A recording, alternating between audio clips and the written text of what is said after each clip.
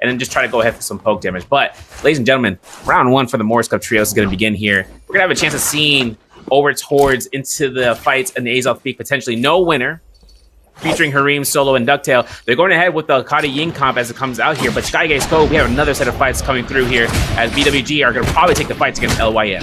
Yeah, Raven trying to come through and set the charge. RMB on those fist blades, not going to be able to find it. Not quite sure who activated the lava, but whoever didn't is going to be taking a hefty chunk of fire tick damage as APF is going to get caught into the scoop on that staff charged RMB.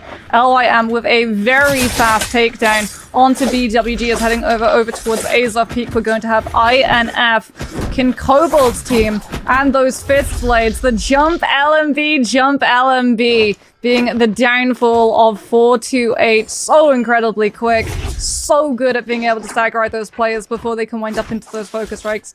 Fist blades may be nerfed from current patch, but they are still immensely strong in Trios meta. Yeah, now Infamy's going to take these fights up against Harim's team, and taking a good chance against no one is going to be one thing that leads out towards gold gain. Now, for the moment, Mortal makes sure he can kind of pressure out with these nunnies. He's got no grapples on hand. He's got no supplies except for a baby healing berry. He looked out towards Harim. Harim is eliminated now down underground towards the altar of abiding. You're going to see the chase coming out here from Infamy. Rats and King Cobalt are left behind to try to find that last elimination against Ducktail. Ducktail goes down. This team's going to have a total of 5 eliminations coming through into the Azoth Peak fights, but switching over to Heaven's Rise, or over towards the north side, we are going to have a chance of seeing whether or not Crazy N is going to have a victory up against Run It Down. It's going to be the case. Blue Armor's on standby. The Rumio comes out from Kamoka, but then, yeah, the slabs come through to try to mitigate that blue focus hold. This is 3 eliminations. This is the entirety of this area for the loot gain, for the gold, and just making the purchases necessary if they can with a nearby shop. I love the slap optimal meta. The fact that it can just interrupt these players before they can go for those focus hits. It punishes the overhold so well, because like it used to be a case of if everyone just overheld, you wouldn't be able to stagger them with the light hits, but that slap being able to just come through unparryable as well is so strong. Originally used to punish Pole Sword and the overhold in stone form, but now we're seeing it punish so much more weapons, as it very much is just having one of your teams drop the weapon and go for the slap. An optimal play, as it's going to be PF able to find that grapple bump and take down 428, who I believe this was a respawn coming on through from this team. Either that or they've been able to be picked out in terms of the stragglers by another team entirely heading over towards Arcadia, as it is going to be Dodo Monster on this Temmie, looking to try to figure out where these players have fighted off to. Numza as well, going to be investing the turn shoves just to make sure that they can clean up back to back before he's able to disengage. Because as you pointed out, verticality is huge in Padoria, but so too is the sheer amount of buildings and scale rush potential to be able to break those ankles, cut the noise, and disappear very, very quietly from your pursuers. There are so many buildings, so many multi-storied buildings as well, that having a fan or dagger in the back pocket is pretty much a must at all times. Yeah, and structural integrity pretty much coming through, especially between fences and those walls that you can kind of scare rush off with quick weapons. But switching over here, key fight SLG coming through against X1A. Now Tessin Chance good, but a reversal coming through here from SLG as the Tessin Chance going to force out a V1 Wuchen import from Potato. Now the Chance going to go through. Whether or not Q and T are still going to hold their ground over there up against SLG, it might be a chance of seeing about pickpocketing it through. You can see Koala, he's rushing right through into that fight, and he might be actually maybe making a play for their team, as SLG is in a little bit of spot. He lost all his armor. He still has Keelan ult in the background. Potato has no ultimate ready. He's got 5 grapples. He still has the F1 shield wall. Now Misu is having the V3 for the Viper, so we could see that aggression to be had later on. Of course, Infamy having that purple armor onto Rats as the Zai. Gonna go ahead, proc hole here, go for the F3 to try to disengage complete towards the Twilight's Fall. Now, if anything comes out towards Crazy N to try to make this push, they're going to lock down one player to their own, and that's going to be King Cobalt going through here, down by PB Love now. Immortal, the next person, has ultimate ready to go for that Kurumi. He's going to go ahead and cast it. The Keelan's going to go ahead and slash out here for those V2s. It's going to charge up here. Gold focus strikes from Rats is trying to hold down the fort if he can, especially trying to burn the V2 as a repeating fan is going to be spammed from the verticals. Kurumi teleport's going to be good. Crazy N still making the pressure here. Zaya ultimate is going to be done for Rats, and it's going to be him getting caught by Nejaw's Might. Now jump LMB comes out, but the Keelan's going to connect it for the LMB. The rendering slash commit towards the second stagger. King Cobalt is going to go down here as well as Immortal on top of Rats. They had still the first set of lives, so it'll be a chance of seeing whether they go ahead and spawn nearby or take another chance of resetting towards Ancient Sake. Who knows? But 6 eliminations for Crazy N, and they're taking this with a Moonbane that's been casted already on the field, and they have one in their back pocket. Really good target pro coming through from Crazy N to be able to get that Matari down. So even though the Zai does get 2 resets of the F3, one normally and one off of her ultimate, not having that Matari ultimate really was detrimental for the Zai. You can see the lack of confidence that she had in being able to just power up those V2s, especially given the fact that she was constantly under pressure from the charged RMBs on that fan, as well as that Keelan ultimate, just making it so much harder for her team to be able to play inside that Kurumi armor circle. Really good stuff coming on through. And Crazy, and like you said, already up to 6 kills. They're doing incredibly well at the moment. This is a composition that really wants to be able to play into those Realm of Yangs to be able to scale through the midterm. And getting 6 kills very quickly back to back is really, really good in terms of their loot loadout, but also in terms of denying other teams in the area. Things like the Sand Siphon, which is one of the main counters to the Cardi composition, right? Having that Tumult ultimate makes it so much harder for both the Hardy and the Keelan to be able to set up the spacing that those ultimates require. So being able to deny some of these Takedas the chance of scaling into that V3 early is going to be absolutely paramount for these teams to have a better matchup into that first Realm of Yang. X1A now going to be coming on through. Tessa ultimate invested so that SL do not get the opportunity of utilizing that Viper V1. Now that the Viper V1 chance has been removed, X1A are going to be going for the re-engagement. Have to be careful that they don't bite off more than they can chew, as there is going to be a third party showing up in the distance. Looks like NW coming through with that Hardy ultimate are going to be putting the pressure, forcing one team to reach and teleport out, and X1A, who hadn't actually gone too far forward into the fight, don't even need Potato's ultimate to remove themselves from the attention of focus from all of the teams in the area. Forbidden Seal is now going to be popped. Looked like it was popped by the team that teleported on out with that Wu-Chan, as X1A, still on the outskirts, entirely unnoticed, are able to swap over to the ranged weaponry to force the Wu-Chan shield walls already on out before Kenzo can come on through with these fist blades and close up the distance, putting on so much pressure. The Kylan is going to be able to receive that zip utility from coming through, but that just means that X1A's attention is immediately going to be turned onto SLG's guy. Leave out that hyper carry, take the support down before you can find the punishment onto the Keelan if he's going to be vulnerable. And it looks like X1A are on absolute fire currently. Forbidden Seal is still going to be in play, but it's going to be disappearing in a matter of moments. The jump LMV resets on those fist blades off of both Kuzo and Missy. There's absolutely nothing that NW solo can do. And the question now becomes, are X1A going to put themselves through this Realm of Yang, or are they just going to sit around the entrance and grief whoever tries to get past them? You know, taking into consideration and with how much gold they have on rotation, Misu finding a purple armor there, they could just try to work with one here. If they decide to do that, the risk of fighting a Keelan or a Kadi comp inside of Roman Yang is going to be kind of detrimental. But depending on how aggressive it can be, I'm not sure if Misu has F3. I have to triple check that one. But if he did, he could probably be aggressive. But X1A knows better. They got enough gold with 6 eliminations. They're going to make their way to rotation to a shot most likely because they need to get the second purple armor if it's already haven't been bought. And if nothing, they can just go ahead for Jade setup. Now, of course, with 6 eliminations here, this is going to be a team that's going to be having at least a good portion of being one of the top 3 in the lobby right now, considering that we have another team with the 6 eliminations, if I'm not mistaken, is going to be Crazy N, as well as with Infamy. So we're going to have to double check and see whether or not either one of those teams decide to hit the Roman Yang after Infamy's loss at the Twilight's Fall. Having the reposition and reload is going to be a process, but if they can end up having enough time, enough chances to find it, they'll make sure they can try to utilize that into a quick set fight or even to a random spear well that hasn't been consumed, just like we saw at Ascension Forum. Now, QNT, they're taking fights up against PF. PF looking kind of stacked, I'm not going to lie. They got purple armor across the board.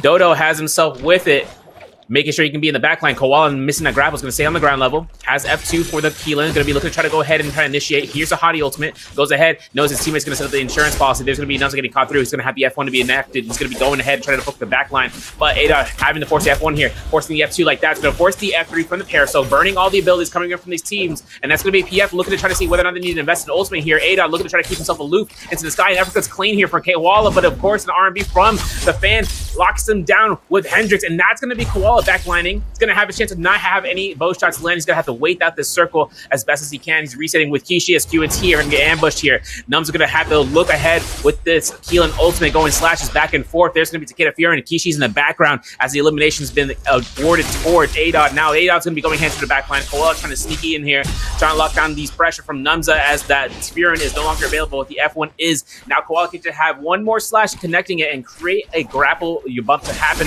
Whether or not from C, it could potentially get one elimination here, but they're in a 2v3 situation. They got nothing to kind of live for as Koala takes only 1 HP hit. He's dead, and that's going to be where the hottie will come for the second time. Whether or not burn time could occur here.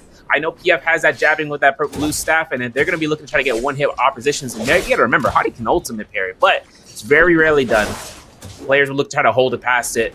Now it has, you can see C7 looking to try to go for it and keeping himself. Gasper's going to be going swipes up and down left, but the ultimate should be done around here. So he's going to keep going through. He's got around 27 seconds until after this ultimate disengages. There it goes. He's going to have to try to look for an F2 at a good investment time, but I'm not even sure the teleporters are ready to go. C7 goes down. PF find that Romy Yang victory. 5 eliminations, finding a gold weapon, and with the Sand Siphon having this lead, it's going to be a great chance for PF to get that. Yeah, on the outside though, we've got BWG immediately taking a fight. APF calling in that witch and teleport for them to be able to rotate away from the players up against them before coming back in to this mix-up. Raven with a pulse sword trying to set up the scale rush, unfortunately gets caught out by the Furin shoves. Karumi Taver as well goes on out. Tessa and Chapman is going to be able to catch on to 2, but APF gets caught out by the Temi Wisp. BWG have to invest to be able to peel for their support player. That's immediately going to be one player going incredibly low, but does not go down. The Karumi armor circle making it so much harder for BWG to be able to stick this damage through. Rampage is going to be shown in the hands of Tryhard with that Hang Sword.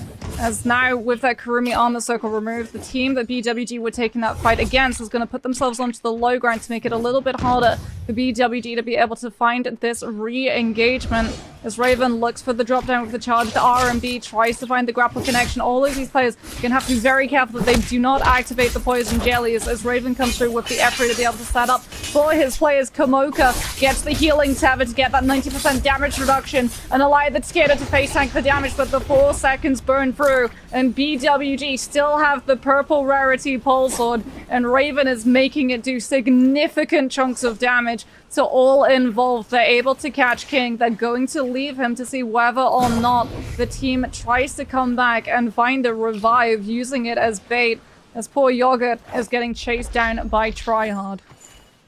Yeah, Tryhard making sure you can make it count with these ults with a Forbidden Seal, and couldn't do anything much longer. Rampage is on the team with a Rogers grip onto Raven, so in case he kind of throws out a wild Haymaker blue and gets caught to the parry, he'll still keep holding onto the weapon. Meanwhile, over by the Ascension Forum, LYM, purple gear all around. They lost to Romy Yang. They still have enough loot to kind of work off of here as Infamy is overhead and getting eliminated. We're going to see King Cobalt go down, but Crazy N is right behind them. Now, the ultimate investment coming in here from LYM is going to concede a fight. Vermilions versus non-Vermilions. Vermilions versus Romy Yang Depletionist. Now, it's going to be a chance of whether or not they can hold their grounds here. The fist blades are out from you to try to go for the hold checks if you can. But, of course, you can see CION with B going for the R&B. So that pulse sword forcing out the Romy ultimate. Nicely done. Teleporter is taken in the occasion here. The team disengages. Now, the parry is going to be happening over into the background as that reinitiation comes out here. But Elchin gets the R&B. Numza forcing into these games. Looking for that pelvic going through with that Vermilions and making sure they can try to force out another ultimate if they can, specifically from Elching. There it is, going to see it coming out there. They're going to be some Takeda ultimate, and Numza can now go on full onslaught damage and just trying to control that enemy Takeda, making sure no Furins go out towards his teammates. Mama goes down. Elching is still kind of holding the fort down while Ada is pulling out the punches to the Hog Sword. Jump LMB after jump LMB. Fan R&Bs back and forth with verticals. There goes down you. Elching has his gold staff. This is going to be a massive damage spike coming out here for Numza as he does have that jabbing J for the staff, looking to try to lock down for staggers. They still keep going. They still keep going through here. But guess who's in the back line? Crazy N is back in here for a third party, and the slap party is now commencing for round 2. Yeah, here comes the third party, and it is going to be the Keelan ultimate to set things up immediately. Dodo Monster going to be putting a lot of pressure. Does get the Karumi armor circle for PF to fall back into and try to find recovery, as well as that Tumult ultimate, which is going to be dropped directly over the middle of it. Unfortunately, the Temi having to utilize the combo breaker earlier than he would like. throws it into the Kurumi ultimate to be able to get the elemental add-on, considering he just got parried. That's going to be CYN, going to give a little bit of distance to try and find some reset before the fight picks up anew, as we are going to see Numza go down in the interim. It's going to be now Hendrix taking all of the pressure, and it looks like the call has come on through that the team just needs to die very, very quickly and just get that Temi to live a little bit longer, potentially find that return if he can pick up some of those rebirth trumps, because I believe that was after Vermilion Birdsmite was active for the team. They die after the buff has worn off, which means that they do not get to revive from a soul altar with all of their loot intact. It has to be a rebirth charm that Tumultuous is going to have to make a play for. The good news for him is that second realm of Yang is going to be spawning on up, so all of the teams that are absolutely kitted to their teeth are going to be looking to pick those up, as opposed to trying to punish some of these teams lacking some of those teammates. It's going to be CYN getting to pick through all of the spoils. Off of that, I'm pretty sure they were able to pick up 2 legendary weapons from both of the teams that they've been able to find third parties moving into Imperium. We're going to see OPGG with the Xiphon composition. No Xi ultimate available for Jason, but Mushroom and Gobai both have theirs still charged up and ready to utilize if they want to be able to find the follow-up kills onto 428. Looks, however, like it is just going to be cleanup onto back-to-back. He's going to be distancing himself as quickly as he possibly can, utilizing that Keelan ultimate and the dashes, not to put pressure onto OPGG, but just to keep himself further ahead of this team and try to cut noise, disappear in one of these various buildings that frequent through Imperium in the hopes that he loses sight of the Xiphon composition, and it looks like that has been able to occur. Yeah, for OBGG having the chance of the 2 eliminations so far, obviously Spiro might be their next opportunity, but taking a lot of purchases in the shop in mind. Hopefully to see some kits out here for themselves. They're trying to combine all the gold to one person, Gao Bai. He's making the purchases. He's going to be the one to set it up, and hopefully to see if there's anything noticeable to be happening for this team. I mean, right now with purple weapons on 2 of the teammates, besides the fan coming through here, it's going to be up in an opportunity field for them. BWG are rising towards the Ascension form, having a chance of seeing the repercussions between the fights between PF as well as with the scene Crazy Ends Onslaught, are able to see whether or not they can find gear for APF, especially purple armor being on standby on one of those bodies. Potentially, we'll have to see if they make that chance. Otherwise, with 2 eliminations, full ults ready to go, Imperium's their next objective. And if they have the opportunity of looking towards the west, you can see that Crazy End is still on the outskirts. This team is still stacked out of their minds. 2 gold weapons, fist blades, and staff on standby. Whether or not they're both in the same character, it could be with Hadi with the staff and the fist blades on Keelan, as we saw prior. Now you can see PP level try to ambush the backline. Raven is on the escape duty. You're going to see OPGG now going to be into the crossfire here in the front lines of BWG, as the truck is going to be coming from the back line, and there's going to be an incoming traffic from the front. So BWG, they swerve right. They take the forest path. They take that service road just to make sure they can chill themselves out into the Imperium. OPGG might be looking for it. There's a bounty on Raven's head, which is the reason why they're being very cautious about how openly they take some of these fights. As CYN absolutely geared up as we talked through. They blew through 2 teams that both had legendary weapons, so they are going to be scaled gargantuanly in comparison to some of these other teams in the area. SLG going to be taking it a little bit slower. Gonna go to the Spirit Well. The Rebirth Charm does get left behind, as SLG are the team that caps it, and they don't have any fallen players. So potentially that is going to be the turnaround that some of these teams want to be able to try to make a play for. RID gonna get spotted out. The Viper able to come through with that first chunk of damage off of that F3. And Yogurt is immediately going to be taken out. Hendrix also in the area, not quite sure if he got spotted. Looks like AKM is going to be starting to grapple over to where he was. So it does look like the call has come through that another low health player has been spotted for SLG to be able to pounce on top of. It's the Kurumi. We're going to see the Parasol invested so that Hendrix gets the teleport opportunity. But unfortunately, he only gets one of those teleports and will immediately get chunked down. As in the meantime, we're going to see that third and last player for PF, Dodo Monster, trying to dip, as 428 are also in the area, looking to see if they can come in and try and third party some of these fights, as they have not been able to find the opening that they wanted. They're going to be very far behind in terms of the loot loadout in comparison to some of these other teams. They're going to be taking a fight up against RID, As in the meantime, SLG, instead of moving into position to be able to third party it, start to rotate further away. The team that is potentially going to be moving into position to third party is CYN, unless CYN decides to take a fight against the team that we just saw heading directly towards them. As we talked about, 428 have been able at least to grab some of their players back, but you can see in terms of the equipment that they have, they're just not in the right position to be able to live through against some of these stronger teams. X1A now going to be coming on through Kuzo on that Tesla with the cannon shots, just putting enough pressure to force that Kurumi ultimate and then immediately dipping so that there is no third-party opportunity for some of these other teams in the area. They're still going to be relentlessly chasing, though, onto 428, understanding this team is low in ultimates, this team is behind in gear. Unfortunately for them, what they're actually doing currently is chasing 428 directly into the path of CYN, who are a team that X1A are not equipped to being able to deal with, especially given the fact that OPGG are on their left flank as well. So many teams are in the area, and normally the composition that X1A is running wants to be the third party. They do not want to be the team that instigate a fight. They need to wait for a fight to kick up before they can look to find that intrusion, which is why we're seeing the range swaps come through as they try and force the issue, chasing CYN a little bit further away from them, a little bit closer to the other teams, trying to pressure any form of aggression out from all of these players so that they can move in once those ultimates and reserves are a little bit lower. Yeah, it's X1 Potato, you know, with 7 eliminations right now, holding back here. There's going to be waiting. Yeah, I saw fights between SLG onto the BWG into the feed, but unsure of how the opportunities arose for BWG to invest ultimates if they had. Just because SLG, right, they ran into the heart of fire. Of course, every single one of the other teams were able to kind of view down the alleyway towards Evans Gate. Making it out alive was one mission. Making it towards the first Spirit Well of Gold Rarity is another. Considering that the Gold Spirit Well should be appearing here anytime soon, you can see it towards the northwest side of this moonbane, second to last moonbane, I should say. You can see BWG having all their ultimates still on standby.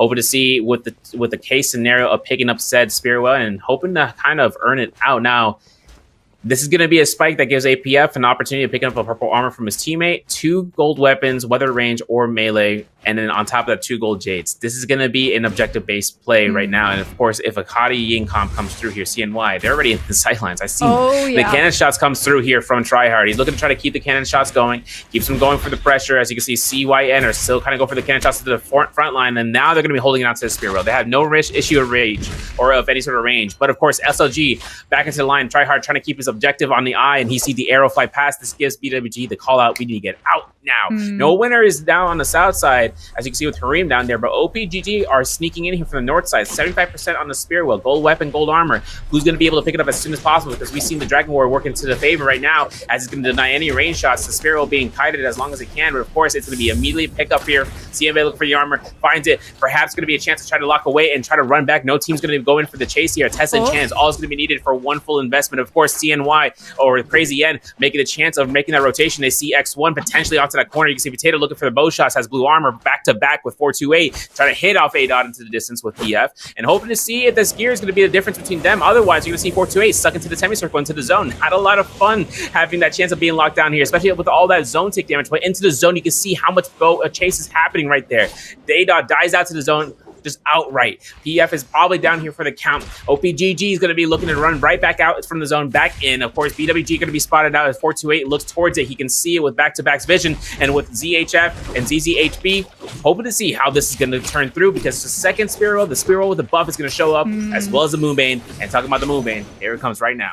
Yep, here's the Moonbane. BWG, it should be noted, were able to sneak in and grab a purple armor once that Spirit Well had been capped. So they didn't get what they wanted, but they did still get a little bit of loot upgrade as well as a lack of punishment. This is going to be such an interesting final zone, because we do have that Forbidden Seal coming into play, and that's going to be able to activate again when the Spirit Well spawns on up. So a lot of these teams not going to be able to rely on those ultimates to being able to hold down that space. Not quite sure if we have a Temi, but that might be the big difference maker, as it looks like we've got a Clyde Weaver currently in play. SLG not really wanting any part of the teams on top of that tower. So many soldiers in rotation coming on through, but putting pressure more than happily on some of the players if they do drop down onto that low ground, as well as utilizing those focus strike hits to be able to tank through and mitigate some of the range poke coming up from the teams around and above them. Have to be very careful. They've been able to find themselves a corner that isn't affected by this Forbidden Seal, and as a result, you can see Guy just going back and forth with the threat of that Viper V1.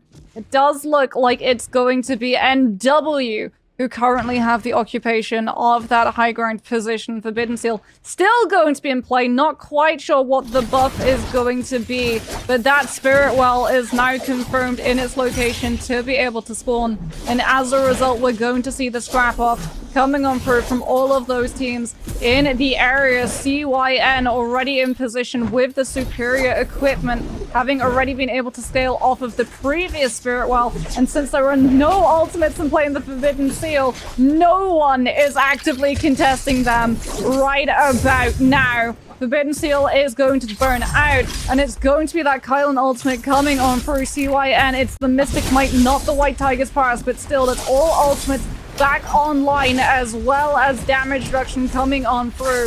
And with the equipment that they've already been able to pick up, they're 100% about to start running this lobby. Everyone else right about now is having to play reactive to CYN's outwards aggression. Just wait and see if they can find that recovery, if they're the team that get focused out onto. Big with that Keelan. V2 is going to burn out of the first dashes, but because they picked up the Mystic Might, they have a second immediately afterwards. BWG with the cannon pressure going to be putting onto X1A, forcing that Witch End shield walls already going to be coming on out. As NW on this high ground put the cannon pressure onto all of the teams on the low ground. They're just trying to keep themselves safe in this spot in the hopes that no one goes to actively contest them, since they do not have that Hardy ultimate to be able to set up the cube teleport away if they do get pressured off of this spacing. As a result, it's going to be all of the Soul Jades being thrown out on repeat, with that Cloudweaver being sent out by that support player to be able to make sure that no one can grapple through and push them off of that spacing before they're properly ready to start to take that fight. Fortuate's back-to-back going to be coming through with that Keelan, applying pressure with the charged R&Bs on the halberds before setting up that V2 and dashing through absolutely everybody. But here's CYN coming through with their second cycle of the ultimates. Big is going to get hit by that Tessa V1. Could potentially use the dash to be able to iframe through it, but instead decides to put himself behind the tree so that when the tether snaps on out, he's not going to be noticed, but he still gets picked up and sent packing. Takes a huge chunk of damage from that corruption tick. Has to be careful that BWG aren't going to be able to stop that reset from coming on through. Goes for the fist blades with the charged R&B coming out so quickly just to buy himself the space. He gets hit into by another Tessa ultimate. Will be able to go for the tap dodge back to be able to roll out of the second follow-up of the charged R&B on the fan, but he's relentlessly being hounded down. X1A saw the weakness, saw the opportunity, and strike with the perfect precision timing. The fan pressure on the charged R&Bs, the Viper ultimate forcing the Kylan, and that is going to be X1A able to pick up the kill. And CYN are going to have to play a little bit more in terms of recovery as opposed to outwards aggressive tempo. OPGG now the ones coming under pressure from this Viper composition.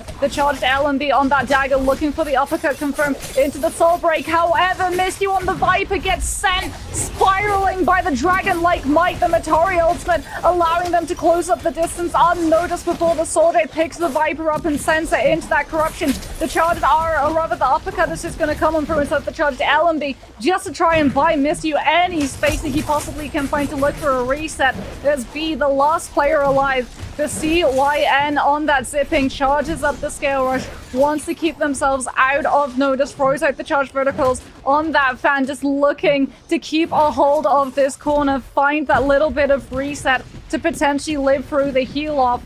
This Zip, not the greatest player, not the greatest hero to have when we head into these final zones. Doesn't have the same kill potential that is available to the likes of the Hardy and the Keelan, but could potentially come through clutch in terms of that heal off as NW still untouched on this high ground. No one has been able to break the fortification that this team has been able to set up, serve with the charged R&Bs on both the halberds and the fan, as well as the Zip just throwing out on repeat Cloudweaver. But now a team is going to start to try and make a play for it. Tesla ultimate is going to be opening up OPGG with Mushroom just buying up that space with the Dragon Like, putting the pressure onto the players from BWG and X1A, forcing Kuzo into that zone corruption, into the follow-up damage. Karumi on the circle, now to be able to keep everyone armored up through so that OPGG might be able to live as the zone collapses on through. Who's going to be able to come out on top in terms of the heal-off? Clyde Weaver's still going to be in play. Mushroom gets vacuumed in, and NW start to try to make any play that they can for it, but a massive Matari dash. But it's CYN. CYN's beyond the zip goes unnoticed and allows CYN, despite not having number 2, 5 more games, and we'll be able to see the 2 teams that are going to be representing NA at J-Cup. It's just a little bit longer for these teams to be able to power on through, as poor RID's King is going to have to utilize that Kylin F1 to be able to combo break out, but he's still going to be sent back to the Spore Altar. Kuzo going to be able to find another huge parry with that Pulsar, doing work, being able to pick up RID's Yogurt, and they're going to be able to find the follow-up kill onto Kamoka as well, allowing them to run through all of these breakables and pick up already on the board 10,900 Darktide coins.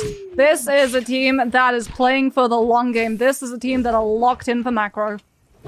They got to frame one into a shop head to salvation for them right now, because now it's going to be a chance for that gold weapon if it's still available. But over towards the Grizzly Rise, or I mean the Northwestern Barracks, I should say, Hendrix looking to try to spam out these horizontals. He's got purple weapon, blue armor. He's got F2 still available. He's getting almost caught into the pelvic thrust. Going to be avoided. As you can see, Perry comes out here from the back line. He's going to be punished for his teammate Numza.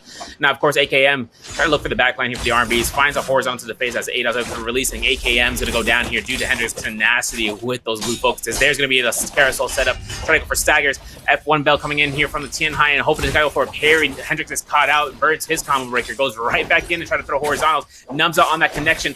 There's a vertical release. There's a fan to kind of come through for Tien High. No parries there, but of course Ada's on the site, and that's going to be 3 eliminations that PF takes towards Northwestern Barracks. In the meantime, QNT is taking their chance against OPGG over towards the Imperial Village. Now it's going to be a chance to see about the loot gain that comes out from this area, but there's a lot of boxes to work with, and the spawns here is going to be gold rarity to control frequency. So QNT, Koala looking to try to get out Mushroom, but you can see the cannon shots coming in from C7 to make it its appearance and catching the first elimination. Got by the second one, and now you can see the total is up to 5. QNT having a lot of money now towards the 18K threshold. They could try to look for a purchase later on, but they're taking this game into their own hands, because now with them having Imperial Village, there's a lot to loot to gain over here. I mean, so look at the comp they're on though. This is the KLA composition.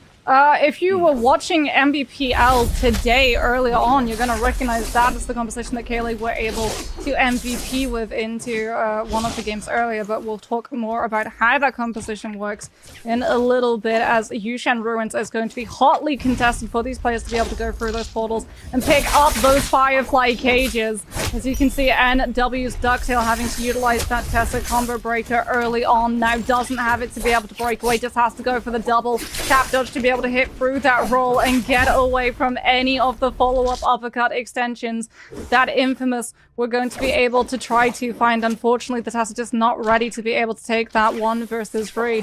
Is going to be defeated, and we can now look at LYM potentially running directly into 4-8.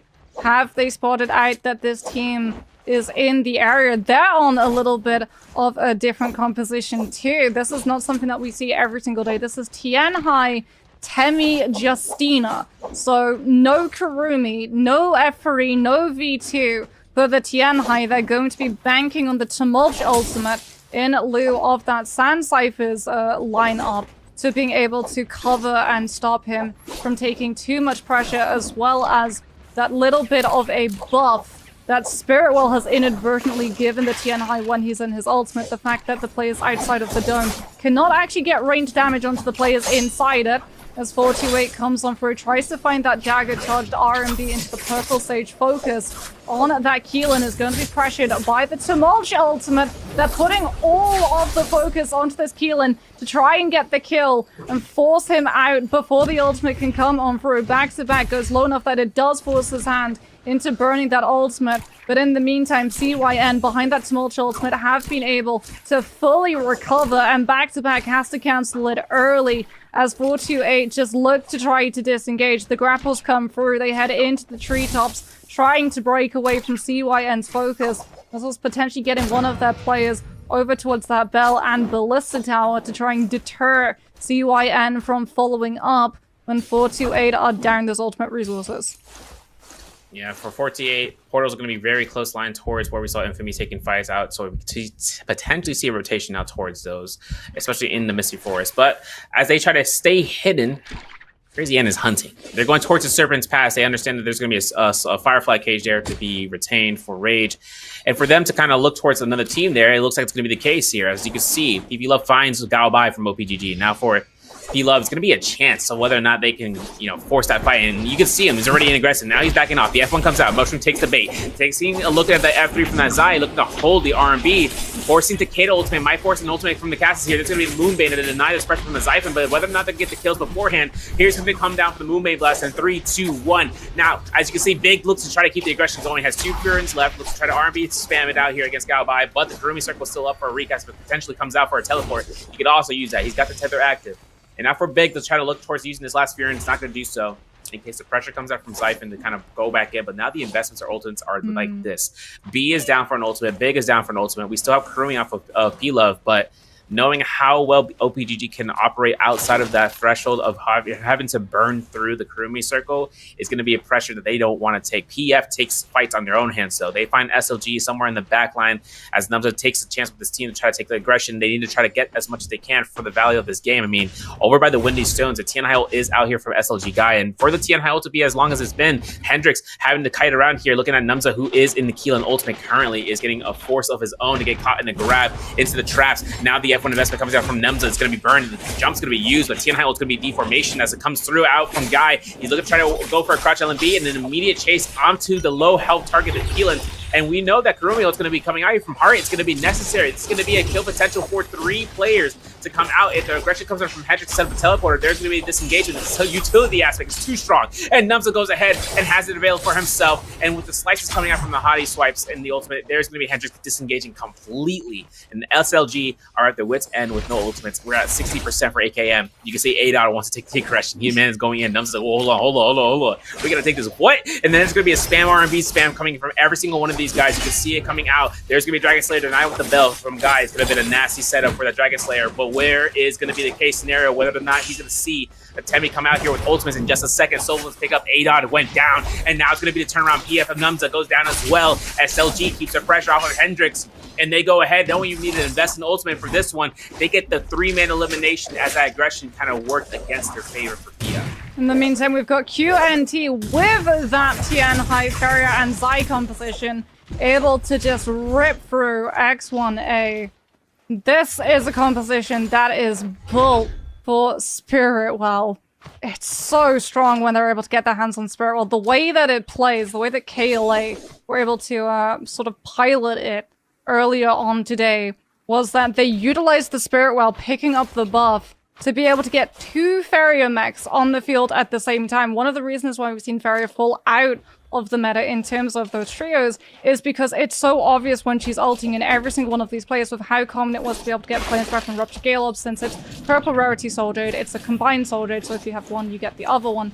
Every single Farrier player would just be focused down by Venom Tip, by Fired Flames Breath on the cannons coming through, because those dot effects, they ignore the mech health and they go directly to whoever is in the mech itself. And as a result, a lot of the Farriers lost their uptime. A lot of their players who sort of tried to use that V3 as a point of recovery for things like the Tian High or the Yoto and the Cannonball lost the ability to recover as BWG put themselves into a realm of Yang. Risky play coming through from the team that are still on blue armor. Try hard with the dash through of that scale rush on the long tour is going to operate in with the F ability. Eats a lot of damage from the charged R&B on the halberds, but will be able to tank through it because of the tether coming in out from Raven. Unfortunately, that tether has now been taken out of play as Tryhard with the Takeda ultimate activation is going to be setting up for the follow through.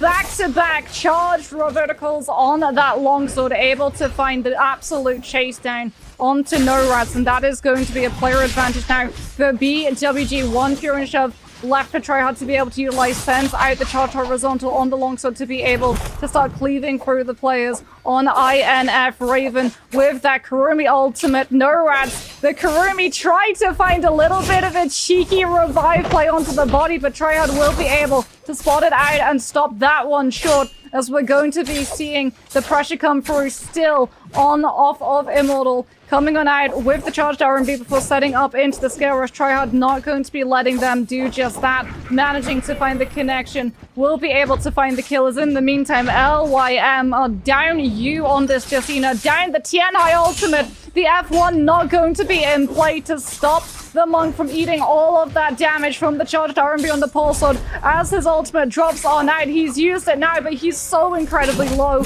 And that is going to be LYM with the Tianhai composition falling short inside the realm of Yang. Is OPGG potentially going to be losing this one against 428. ZZB with all of the damage from those dual halberds. Yet again, the charged R&B coming out so quickly, covering so much distance, not allowing these other players to be able to cleanly cross away from it. Apparently being the most problematic thing for everyone to deal with inside those 3v3 Yang fights. Yeah, and obviously I was kind of hoping the LIM to work out with the Justina, but since Yu was down, no Justina guaranteed freezes to occur with the Tianhai, and that's going to be the downfall for that fight. But Romaine winners are going to be this: BWG, Run It Down, and alongside with CNY Crazy N outside of the Romaine, you can see 3 eliminations, 1 teammate down, looking for the reset if they can try to muster out the goal. They see Solo, who got that rebirth, trying to go for the res from No One's, and hoping to kind of capture a huge stagger onto the Wu-Chan, which is going to be a little bit tricky stature, because considering his F1 is going to be a combo breaker and it's a short scale one, he can try to deny grapples, which is shield walling the ground. If he's in verticality mode, that's going to work best to the advantage of Crazy N. Of course, Solo still keeps the kiting alive here for Takaviani, and this is a crazy spot that you have to keep in mind about bottoms. Yep, going up and down, left and right, because there's a lot of different entry points between this between the whole entirety of this wall, and on top of the amount of bridges that can make aligned sense. For Big right now, though, he is not having a big time of fun times, I should say. Gets caught into elimination. BWG with APF finding that kill. Solo still hiding this one out here in the underground of one of the rooms. Hope to try to create the chase that Deep Love is not looking for, but BWG tryhard, he's chasing this one out here. They're going to look for the teleport to try to use the Parry Soul to try to create that distance. 9 grapples left onto the pockets. And while these fights are happening, you can see Run It Down is actually going up against 428 post-Rum Yang fights, and now it's going to be a chance between the majority of the lobby as the chase is still happening here, as P Love is taking a chance of trying to kite around. The ultimate's about to be back up here for the Kurumi circle, so it wouldn't be much of a chance to try to use that as a insurance to try to stay alive for as long as possible. But having to get into med top, different story. Obviously, right there, the parasols are going to be consumed again. Tryhard still go for the chase. No grapples on standby. I'm looking at the gold at hand. I'm like, you got to make it to a shop somewhere around here. There's going to be only one that's a really far distance vertical-wise that's over towards the west side of the Temple of Light and Shadow. But Tryhard still kind of goes ahead and keeps the chase going alive, and hoping to see that chase kind of backing around here. I mean, obviously, right now, Vermilion's is burned for 1 elimination to kind of be earned, but the 1 elimination comes a long way. I mean, coming out of the new system where the multiplier changes only give it the first place, and they take that to the end game, that's going to be worthwhile for the effort. But switching the fights back again, like I was mentioning, 428 took the fight against Run It Down, but the whole fury of action happening at Feather Lake.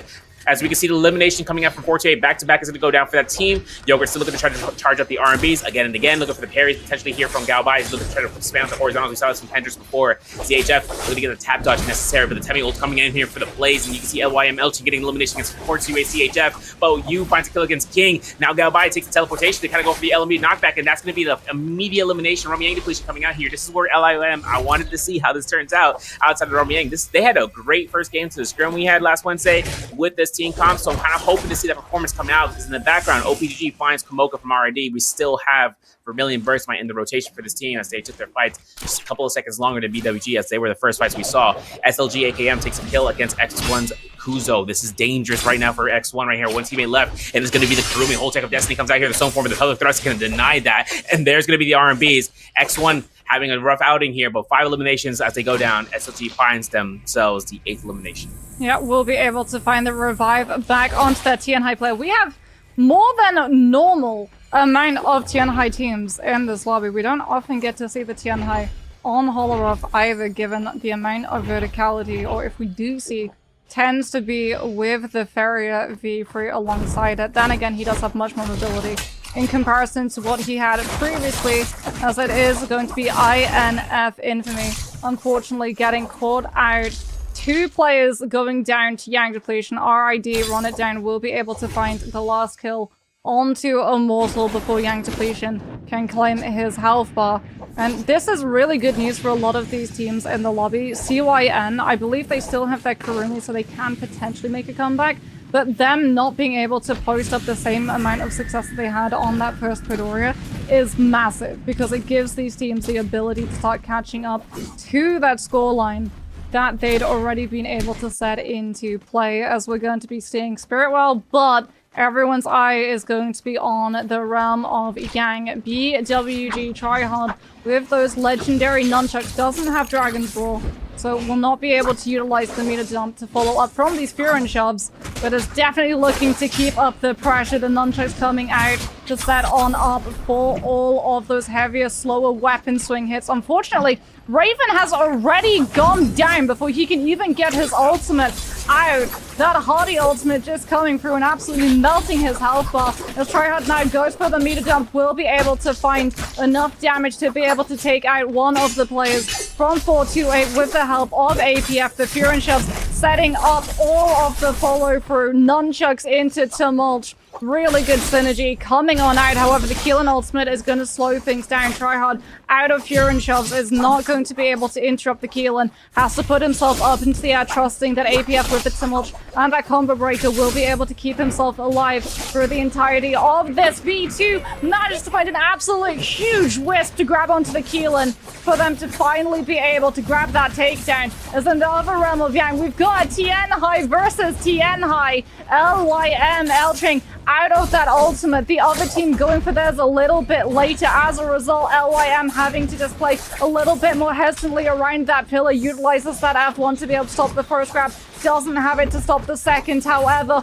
But unfortunately, Guy's not able to actually find the throw. The slam doesn't come through in time, and Elching is able to mash Interact and escape the monk's hands before the slam can come through. Now, with both Transformers ultimates off of the field, we're going to see the neutral fight going on through. Guy trying to charge up the charged R&B on the Hengsword, getting pressured by LYM's Mama with that fan. Wanted to try and get the uppercut combo prior, but gets interrupted by all of the combo breaker, as well as the pressure coming on out from the other teammate, and it is going to be LYM able to live through the late Transformer ultimate and pull it out to get a second realm of Yang fight. And so I'm so excited, because that means that this composition is going to be on the open field, potentially with Mystic Might, to be able to see exactly where to send that Justina and exactly where to send those Monk hands.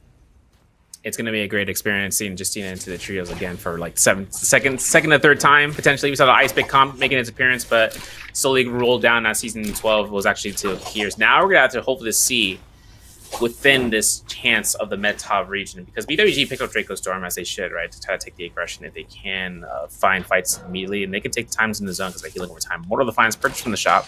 They got enough gold to make so. Pinnacle Town taking its opportunity to see the fights between LYM, of course, towards Justina, looking to try to get the R&Bs. Doesn't go for the chance of keeping the aggression. Goes for one reset kill and take those, and of course taking an R&B right then and there, but the Tien Hiles are out to play. Elching is actually going to be own head in doing so. Mama's going to have their ultimate cast coming out. We're going to see a freeze confirm R&B release. There it is. AKM goes down. White Tiger's prowess is in the full effect.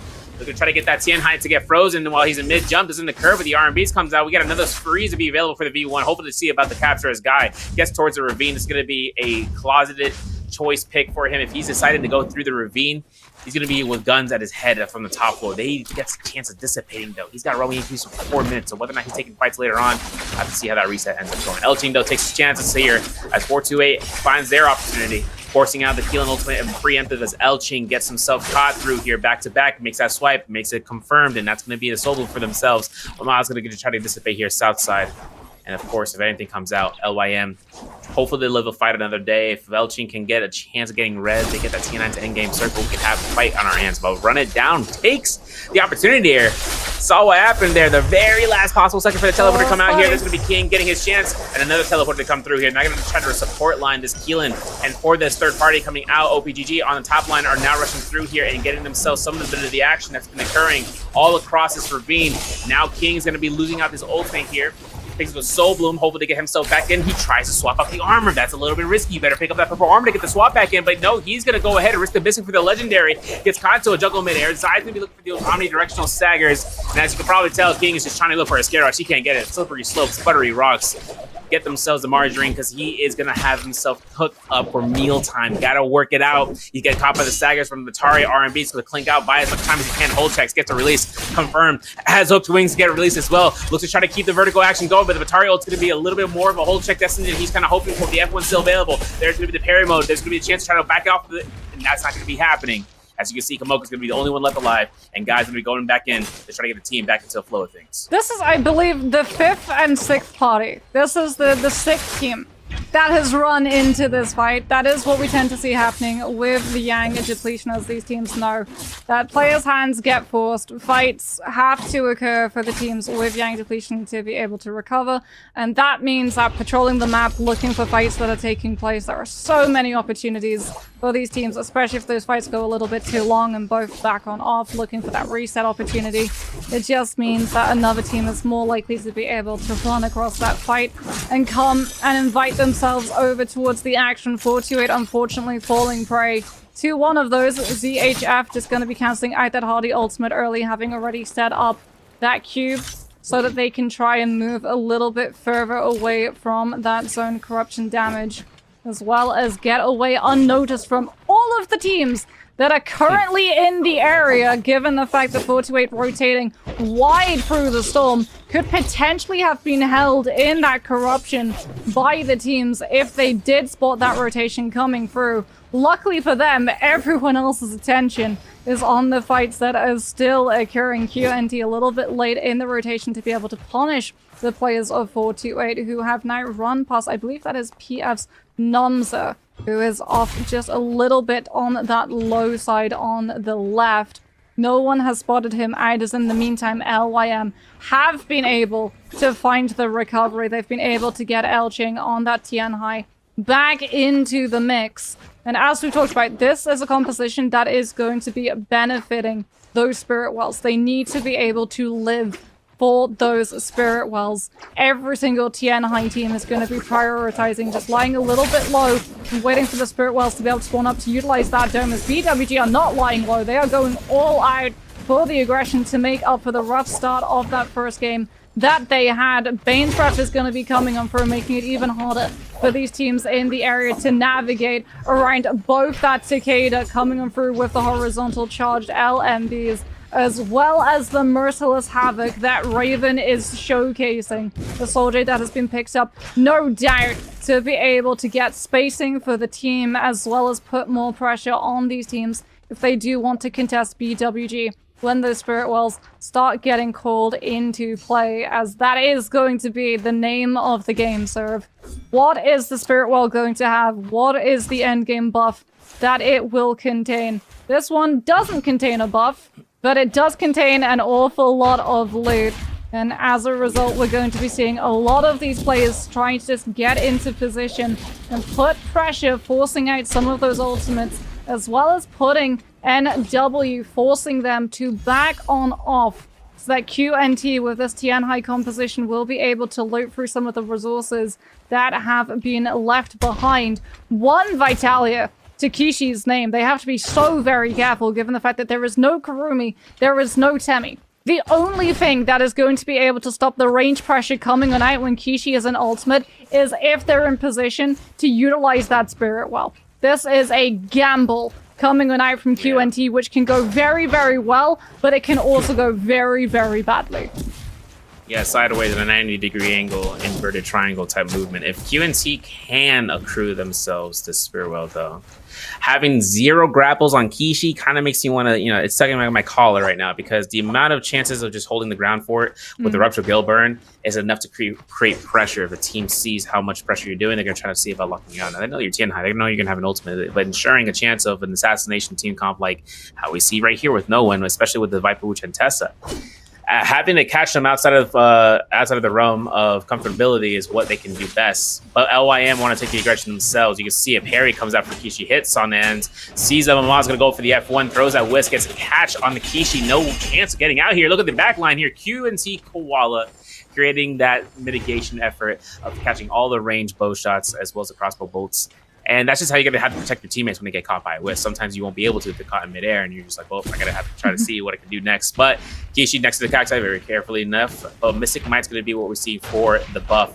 Still, resets on standby here for Koala for that Fairy Shen Beacon. So that's going to be a moment to see how fast they can accrue to that. As you can see, BWG, they're stacked as well. They're in the back line. They're waiting this one out here for the Moonbane before they try to take any chances, unless they see investments of ultimates from these guys, considering that we have another Tianhai on the other side, with El Ching being one of the two left alive. And having you on the Justina Goo is going to be one target power selection of among another. They know that many team comps may not run Justina, but understanding which ones do would be a great chance of just capturing them out. And hopefully when she does go for the ultimate confirmation freezes after it's Tianhai to be accrued onto, that they can just get her out of the game almost immediately. But Mystic Might still dropping through here for the Spearwell. Teams are still trying to make the rotations. We find a high ground position that QNT takes into this rock base. 11 eliminations. If I'm not mistaken, BWG with 10 into the games.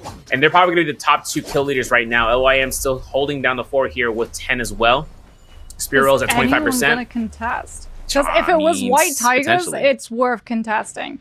If it's Mystic Might, though, and you try and contest the Transformers team that's already set up, ooh, I don't know about that one. Especially given the fact that Mama's going to have the Temi ultimate, and yep, there it is. Tianhai and Temi ultimate, both going to be invested to guarantee that they can pick up that buff as well as the Justina ultimate, because, surprise, they're going to have another of every single one of them immediately afterwards, as well as the damage reduction and the knowledge of where all of these players have sequestered themselves. Aurora Burst spotted on the field. That one they did not give away. More than happy to just show their winning hand as that Tianhai and Temi ultimate. That's going to be something that every single one of these players is going to have to watch out for. Aurora Burst into meter dump, follow-up into charged R&B from the fan. That is just death, and more death on a silver platter. If LYM are going to be able to get on top of you, they see a Wu Chen team teleporting directly on top of them. The musket is going to activate the cactus, which is going to mess with NW's disengagement plan. The Tesser ultimate comes on through, but it's too late. Solo has already fallen to the repeater crossbow, as this time Yu is utilizing that Aurora Burst not to find the silence, but to be able to cover the range pressure from the other teams in the area, so the L-Ching with this musket can go uninterrupted and try and grab these last hits on the players getting low all around them. In the meantime, they have yet to be forced into utilizing a single one of these ultimates. Now they're going to come under pressure. The silence does manage to proc onto the team that tried to put the pressure off onto the space that LYM are currently controlling as QNT decide to make their move. Kishi with that Tianhai ultimate is going to be able to find enough damage to take down NW's Zai player, as Koala doesn't get the Mystic Might, but does get the opportunity to interact with that Firefly cage, as everyone else is currently playing out of LOS of this Tianhai ultimate, and as a result should be able to get a V3 pillar for his Tianhai to be able to squirrel himself back into once that transformation has dropped on out. Well, I am now getting to see that barrier going incredibly low, looking for the chase. You with the Justina ultimate closes up the distance and guarantees that they're going to be able to find the follow-up kill. And already they're starting to remove their competition. Tumulch ultimate now going to be invested as Elching goes for the Tianhai transformation. Won't be able to find the grabs until he's crossed through that wind wall, but now that he's bypassed it, the Tianhai is a real threat that everyone in this lobby is going to have to respect. They see the lack of Karumi, they go for the Flamer to be able to bypass that potential Tumulch ultimate, covering the Tianhai to try and keep him safe. As everyone starts closing up the distance, the Karumi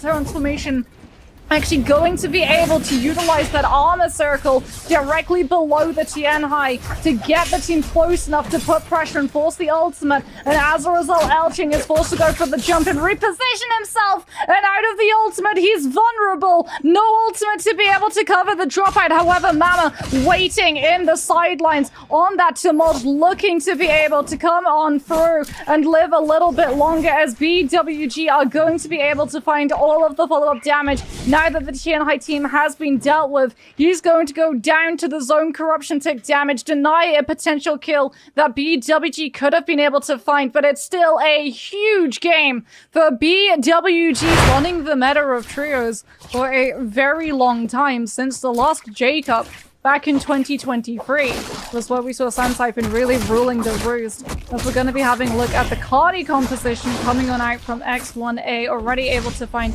very fast hits onto NW off of this blue rarity fan coming on out from Potato, managing to find all of the follow-up as they try and figure out where this last player from NW has squirreled themselves off into. Charged vertical on the fan is going to get parried. Hardy going to be utilizing that combo breaker just to make sure that they don't have to trade one of their players for it. As now it is going to be X1A having claimed this territory, able to start looting on up. His QNT going to be dropping into the prize spot of Shadow Jade to try and find these loot puff rotations. It is going to be contested, however, by OPGG, as the Tesser ultimate is being able to catch onto Koala, who's going to break away, heal himself up with that Soul Bloom. Picked on up from Numza, 30% away from that Tumult ultimate to be able to slow things down. Unfortunately, the slaps coming on out in the 2 versus 1, not allowing him to overhold that blue focus state.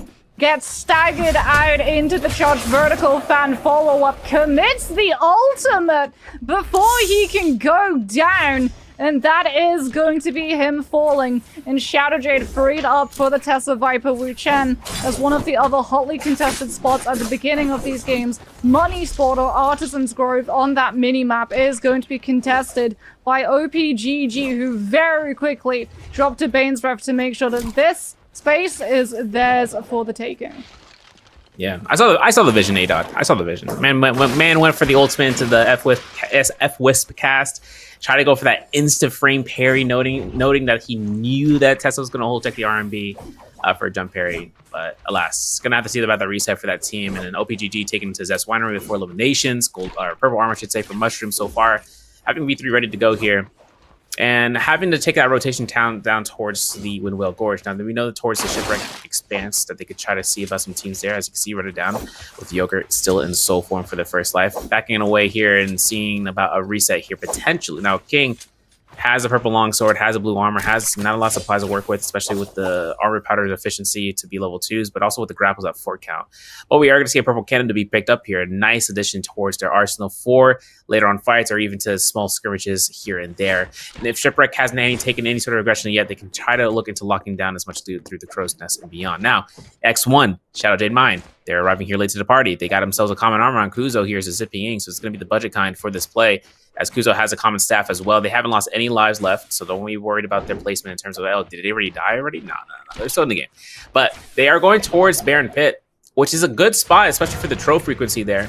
So if any teams, like we saw, where they're going against their bounty scroll, which could be headed in that direction, that's going to be the case. Baron Pit's going to have a chance of being looted out here out of their mines. Now X1 are looking for these scraps for a seed and any sort of potential left behinds for armor as a blue rarity. But you can see Hendrix is out there towards the southeast, and Numza also picking up a purple staff as that reset opportunity has been had for PF. And they're going to be taking these fights potentially as, X1 waits out here. Oh, they're Kuzo, waiting for the Bane's not being in the Breath. line of sight.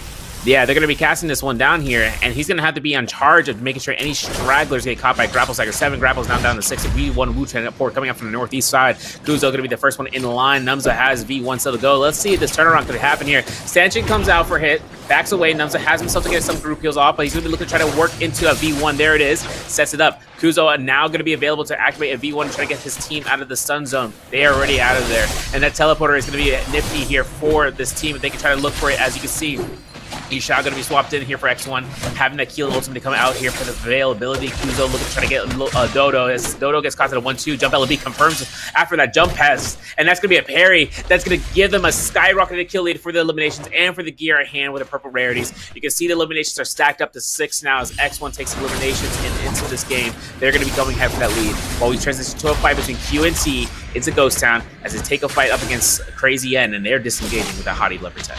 Yeah, that's Karumi and Tumult Ultimate already going to have been invested as Koala now tries to come on for living just long enough for the Cardi composition to try and re-engage back into this fight if CYN want to try to take it yet again. C7 looking very vulnerable on this Karumi. Kishi also not going to have those Takeda Fury shoves to be able to peel for his player if this fight starts being a little bit pear-shaped for that support role.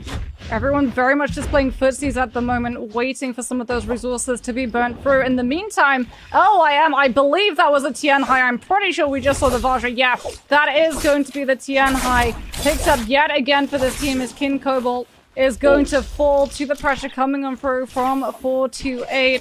ZHF just giving his Zai that Karumi Tava before swapping it on over so they can keep this aggressive play moving. Massive double parry though comes on out. A little bit mistimed from 428's players. Both double dipping for the focus strike hit. Unfortunately, that double parry is not going to be able to buy Immortal that fight win. It does, however, buy LYM the get out card that they were looking for. As Elching, we just saw him grapple away on the right side of 428's minimap.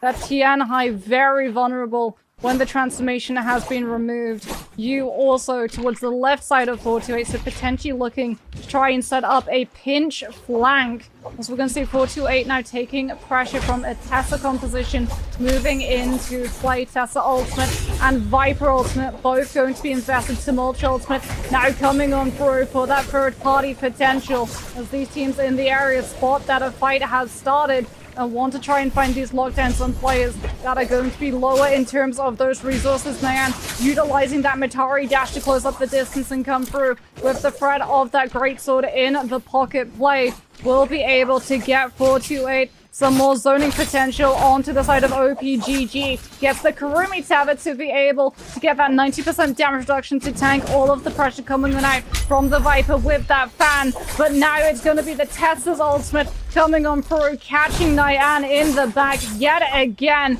And this is 428 having to be very, very careful that they don't go down into the neutral against OPGG. With that Sand Siphon composition, Jason's going to utilize that combo break on the Tumult to break away from where the Zai is. Back to back, so close to getting that V2 online overholds for the blue before finding the follow-up chase down with the charged LMB on that Hengsword. Go by, not going to be able to find Dragon Slayers into Nezhaz is getting a lot of pressure back to back now. Is going to use that F3 to try and put a pressure onto the Karumi Tava to stop that potential revive from coming on out and keep his teammates in the mix. On the circle has come through. This should be giving immediately Nyan all of that armor right back as he gets picked up, and there's the Zai V2. OPGG have to just bend the knee and try to back on out, but they might have stuck in this fight a little bit too long. Yeah, I was laughing because I'm like, the slap in the middle of all that's immaculate, but you're getting up a little bit of hits. Now OPGG looking for that run back had now occurred where Galbai's going to be the last one set alive. Now be the first one to die as a reset coming from OPGG's Mushroom. Jason, though, catching the F1 West. We're going to see a V3 stagger here. Not going to have much of an effect except for ZHF going down. So Neon's going to be trying to go for the sustain. As you see, Jason picks up a solo immediate Temi ultimate. And it's going to be we're back to back with the whole check the heck out of this Tian High. F2 kill confirms there. So that's going to be only one left alive for OPGG. And now for the majority of 428, looking for the res against ZHF for this team to hopefully come back into these games. Now, this is going to be before Rami Yang. Actually, I think we might have missed a Rami Yang potentially. We have to double check and see that. Because I think RID. The bird call, so they have spawned up. We have to take a look and see because 8 eliminations so far for 428. Still holding out here at the Rami Yang gate. As you can see, Crazy N are out and just making sure they get a free one, and we get one for free. That's 3 eliminations right then and there for them to stack up. And that free realm, either there was a free realm or there was a realm that was to be entered that was the only one. And if this team was the only one to enter realms this game, crazy, absolutely ballistic. Now the Spirit Wells to be contested for. And now BWG, we can see them into the Ventai Temple. 2 eliminations so far as they're trying to relocate towards the southeastern side, having purple armor for Tryhard and a purple pair of halberds, and then being able to hold on to that cannon for a blue rarity so far with no repair chests into his hands just yet. Of course, he's going to be stacked up. But the real Realm Yang fight happening here. No winner taking the fights up against what seems to be X1A. Now it's going to be a nice extension here from, oh my goodness, from Potato. Getting an immediate elimination against Lewy, who has ult still for the Zai, so that's going to be a chance for that res passively to happen here. The Hottie element is going to be in play. Recast the ultimate, goes straight for that passive res there. It's going to be a chance for that res to happen. Lewy has the ultimate to cast, coming through for the F3, potentially to see it. RBs comes out. The Hottie and Keelan are going to be going crazy back and forth. Hareem's going to get caught to the strikes. Soul's going to be going down. X1's going to find these eliminations, and just like that, like water, 10 eliminations so far for X1A this game, folks. So purple armor to be earned, gold weapon to be accrued, Spear World to be contested here is crazy, and outside post Realm Yang having that free roam victory, picking up Vermilions, gold longsword and Keelan.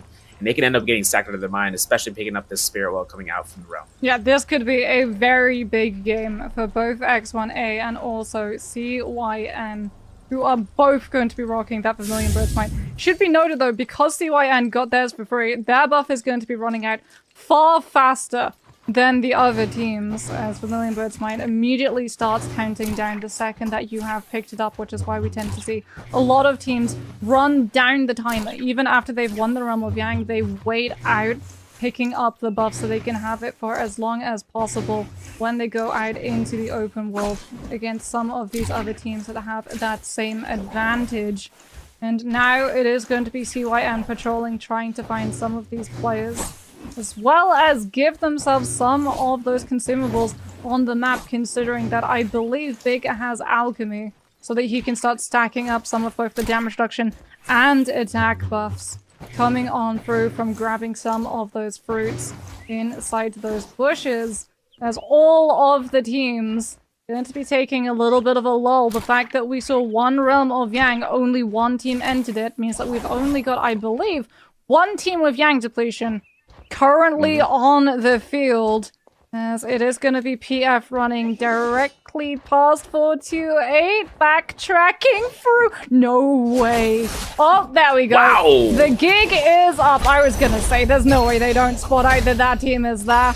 It's going to be the fan check coming through with the charged RMB. Viper ultimate going to be coming on out, trying to lead into that 5-second stagger. They will be able to find it on back-to-back. The Karumi going to be utilizing that armor circle to give their teammate that lease on life. The Wuchen teleport now going to be coming into play as PF understands they have the disadvantage in terms of overall sustain, and the chase is now on. Can PF kite away, or will 428 be able to collapse onto them, given how easy it is to spot out that Wuchen and the nerf in distance that you're able to cover? Looks unfortunately like they had to leave one of their players behind. Hendrix will fall to the Xiphon composition. Really unfortunate for 428 to run into a team that could just utilize that Karumi and keep everyone healed up through that stagger duration, as CYN have been able to find themselves a team to take advantage of with the loot disparity. That legendary scaled Keelan ultimate is going to be doing damage, and almost immediately after just 2 dash throws, the Wuchen is going to pop that teleport and try to reposition the team away from CYN, but the Keelan ultimate with the dashes can still keep up the pressure, and he is going to be able to keep applying all of that aggression that CYN have been looking for. In the meantime, LYM going to be going lower and lower and lower. Mama already down, you falling swiftly afterwards. Elching going to utilize that F1 so that he can live a little bit longer, but it's just going to be delaying the inevitable as we come back and see that CYN, the fight went back again. The Viper Tessa Wuchen team able to find the reset, able to come back in with the ultimate advantage, turning it onto CYN instead. Yeah, and now it's going to be CYN a little bit in a tough spot. F3 comes out here from the Viper to kind of go for the knockback, as BB is going to get caught through here. But double RMBs, guaranteed hottie slash. Now we can go back to the res. Big is going to be coming back into the game for this one. You can see Kamoka is actually going to get res here, potentially. Looking to try to focus down against Kamoka is going to be the objective of the game. Now, of course, Kamoka doesn't have Wuchen for it. whether or not it's in the back of the mind for Crazy N, he's going to go ahead, hard commit for that res. Solo going to be picked up for P-Love, and of course having the opportunity to go ahead and loot up these bodies as the time passes on. 5 eliminations for this team. Before for a second Realm Yang occurs, they're going to have the amount of gold here to make a purchase of necessary proportions. Realm Yang going to be giving a chance for those teams that, even though they haven't taken Realm Yang first time, they are definitely looking to the second time. I know BWG taking the fights against LYM. LJ was probably looking to try to go for the solo off of Raven's body. Did not have that commitment because of range, and that was his only downfall. The range between him and that solo for that heal off. So for BWG, they're going to take that victory there, and they're going to take into the Lake Yellowleaf towards Noble Cape potentially. Of course, PF, having lost Hendrix, got him right back up. And now with ADOT having the chance of being able to have his teammate now for the escape from Hendrix, the commitment for a Tessa and Chan. I saw that he didn't have, from just the gameplay alone, not have skill cooldown, could have rage damage taken, rage damage dealt, and part with the build for the full rage Tessa. And now it's going to be purple staff to be going through. Nums will pick up the purple armor for the standby, and a purple katana to be picked up. X1 though, yo, hey, hold on a second. 13 eliminations. Nope. There it is. CYN takes it. They're gonna have gold weapons on either side because of the free roam that X1, or the fights that X1 has been trying to go through. Potentially Big could get parried, and then X1 will pick up the gold weapon. We'll have to see, because this is going to be a huge gamble for this team to go up against this team. Yeah, X1A coming on through with the charged vertical on that pole sword. Gonna go for the tap dodge, trying to get at the back. Currently no ultimates having been invested from the Cardi composition, except the Hardy just setting up that cube for X1A to try and reposition if they feel pressured. Keelan now both pulling out the ultimate at the exact same time. Yuzhou looking for that dash disruption through, tries to put the pressure, sees that the other Keelan for CYN has gone incredibly low. CYN's Cardi, unfortunately, already having to utilize that cube for his Keelan, is now not going to have that combo breaker to be able to escape. The Zip is desperately trying to send the Fs after to get the read on where the cleave is going to send, but they lose the hyper carry, and they're going to lose their support player too. It's now just the Hardy up in the sky for X1A to clean up. Really good stuff coming on through from them, just able to put all of the pressure onto the Keelan, keep on top of stopping those dashes from stacking on up onto their players and getting tumbled into too many times. And after they've been able to turn onto that Keelan, having been able to pressure the Zip into throwing out all of that sustain early on, getting to turn onto the support when she has absolutely no sustain to be able to support herself. The Hardy with that ultimate able to do absolutely nothing but just kite around in the air a little bit longer and delay the inevitable, as on the open world PF, we saw them able to pick up entirely uncontested a Spirit Well. They had to be very careful. The reason why they immediately grabbed that one was that there was a Realm of Yang portal right next to where that Spirit Well had spawned on up. And if they weren't too careful, they could potentially have found a team that picked up either Mystic Might White Tigers or also potentially Draco Storm on front of their doorstep, trying to find that contest, thinking that teams could potentially have looked to third party that Spirit Well after the Realm of Yangs had seen their victors already picked on up, as PF going to be starting to go out hunting and utilizing that Mystic Might. BWG not with a buff from a Realm of Yang, but crucially as well, not afflicted by Yang depletion. They're playing it a little bit slower, playing to get more kills when all of these teams are pushed together, and that Keelan and Hardy ultimate can really start working for some damage, as PF going to be activating that cave, giving away their position on the map, hoping to draw in some teams, as Numza on the Viper sets himself up into those tree lines to go unnoticed with that Viper view on drop down if any of these teams rises to the bait. Now for them to get this chest, having this cave to be exceptionally brilliant. Gold Jade to be on the ground. I'm not sure if it's going to be something outright not useful whatsoever for the team comp, or it could have been something that they just delayed and picked up on.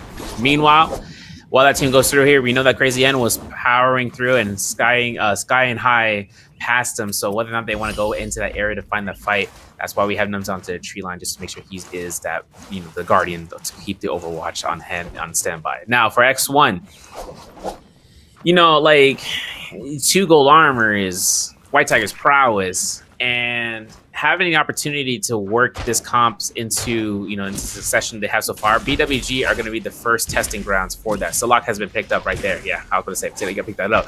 Now he's going to have mitigation on standby too. White Tiger's prowess with the sustain for another 30 seconds or so. Only 2 purple armors on the BWG, as Raven's going to be the one at the deficit with blue armor. But fights happening here. PF getting these engagements that they were anticipating for, but not being prepared. You can see a crazy end took out Numza into that fight. Hendrix is now on the recipient of being caught out, getting fought across the field towards that brilliant cave, and BWG takes to this towards this tower with the ballista. Not an omnidirectional ballista, can only look at one range. But for this area, at least I can have a high ground position, seeing what's going to happen to occur into this in-game circle. Because Crazy Yen still looking for souls, looking for the soul balloons to try to get out of the Rummy completion for another 2 minutes or so that they have on standby. B avoiding getting caught by that Tessa and Chance, not going to be confirming. As you can see, Numza got caught into a res, and now's a guaranteed stun.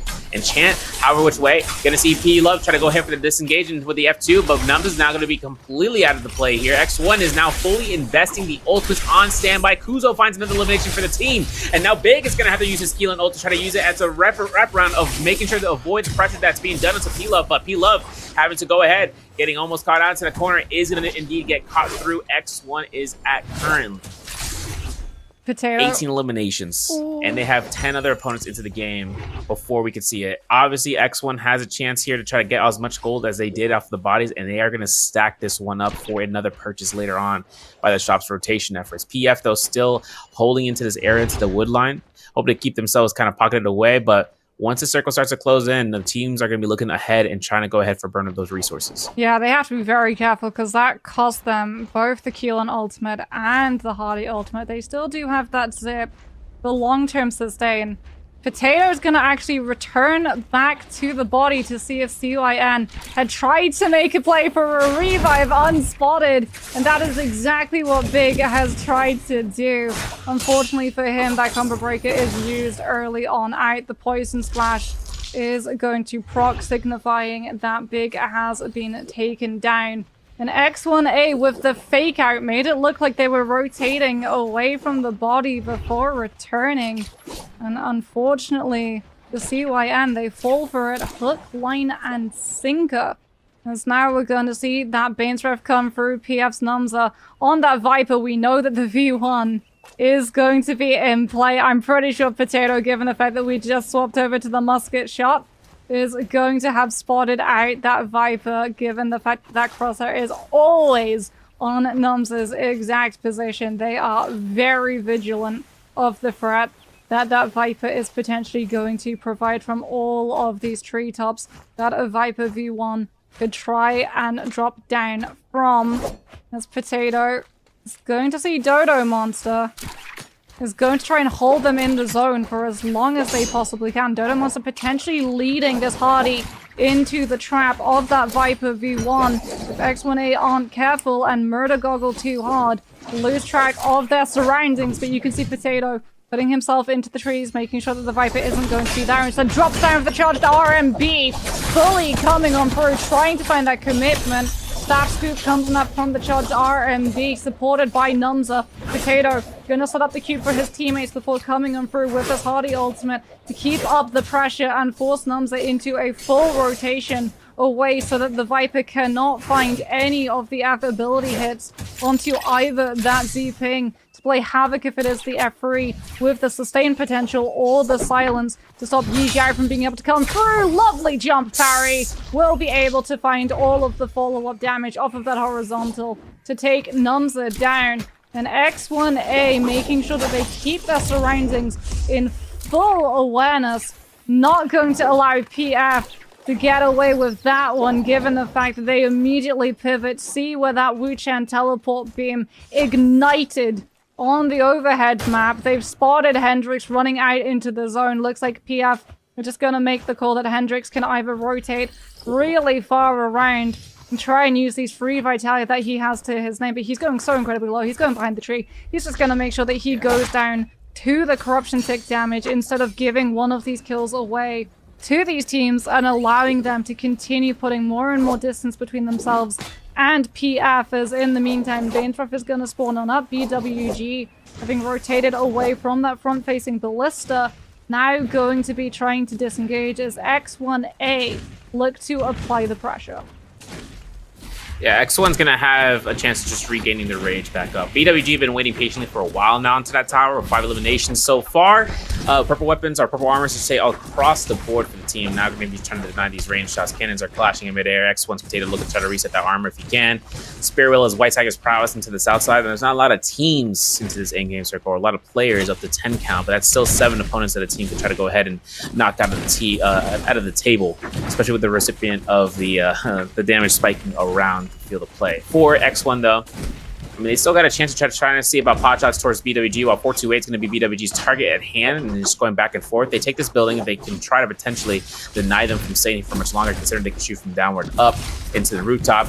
But ceilings or not, BWG are still stuck in the building, and Rupture Gale can affect them immediately upon inspection. I mean, your range shots can be denied here as long as you're outside of the building, but once you come through here, you can see back-to-back having the chance of actually dropping from the sky down below. Not even sure if that was his ultimate cast coming out here. Tryhard's now going to be in the ultimate cast himself for the Keelan ult. Goes straight for the slashes and the recipients, and of course, there's going to be the V1 from Raven. He's going to get deleted from back-to-back. Those are going to preempt the both this whole time.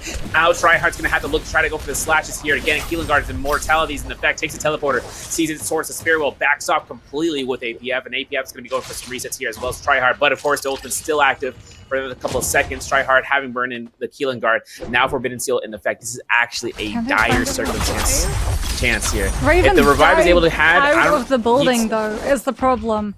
Tryhard tried to find the drop down. If Raven had died inside the building, they might have been able to get away with it. I think they have been able to. Yeah, Raven has been picked up. He's still incredibly low.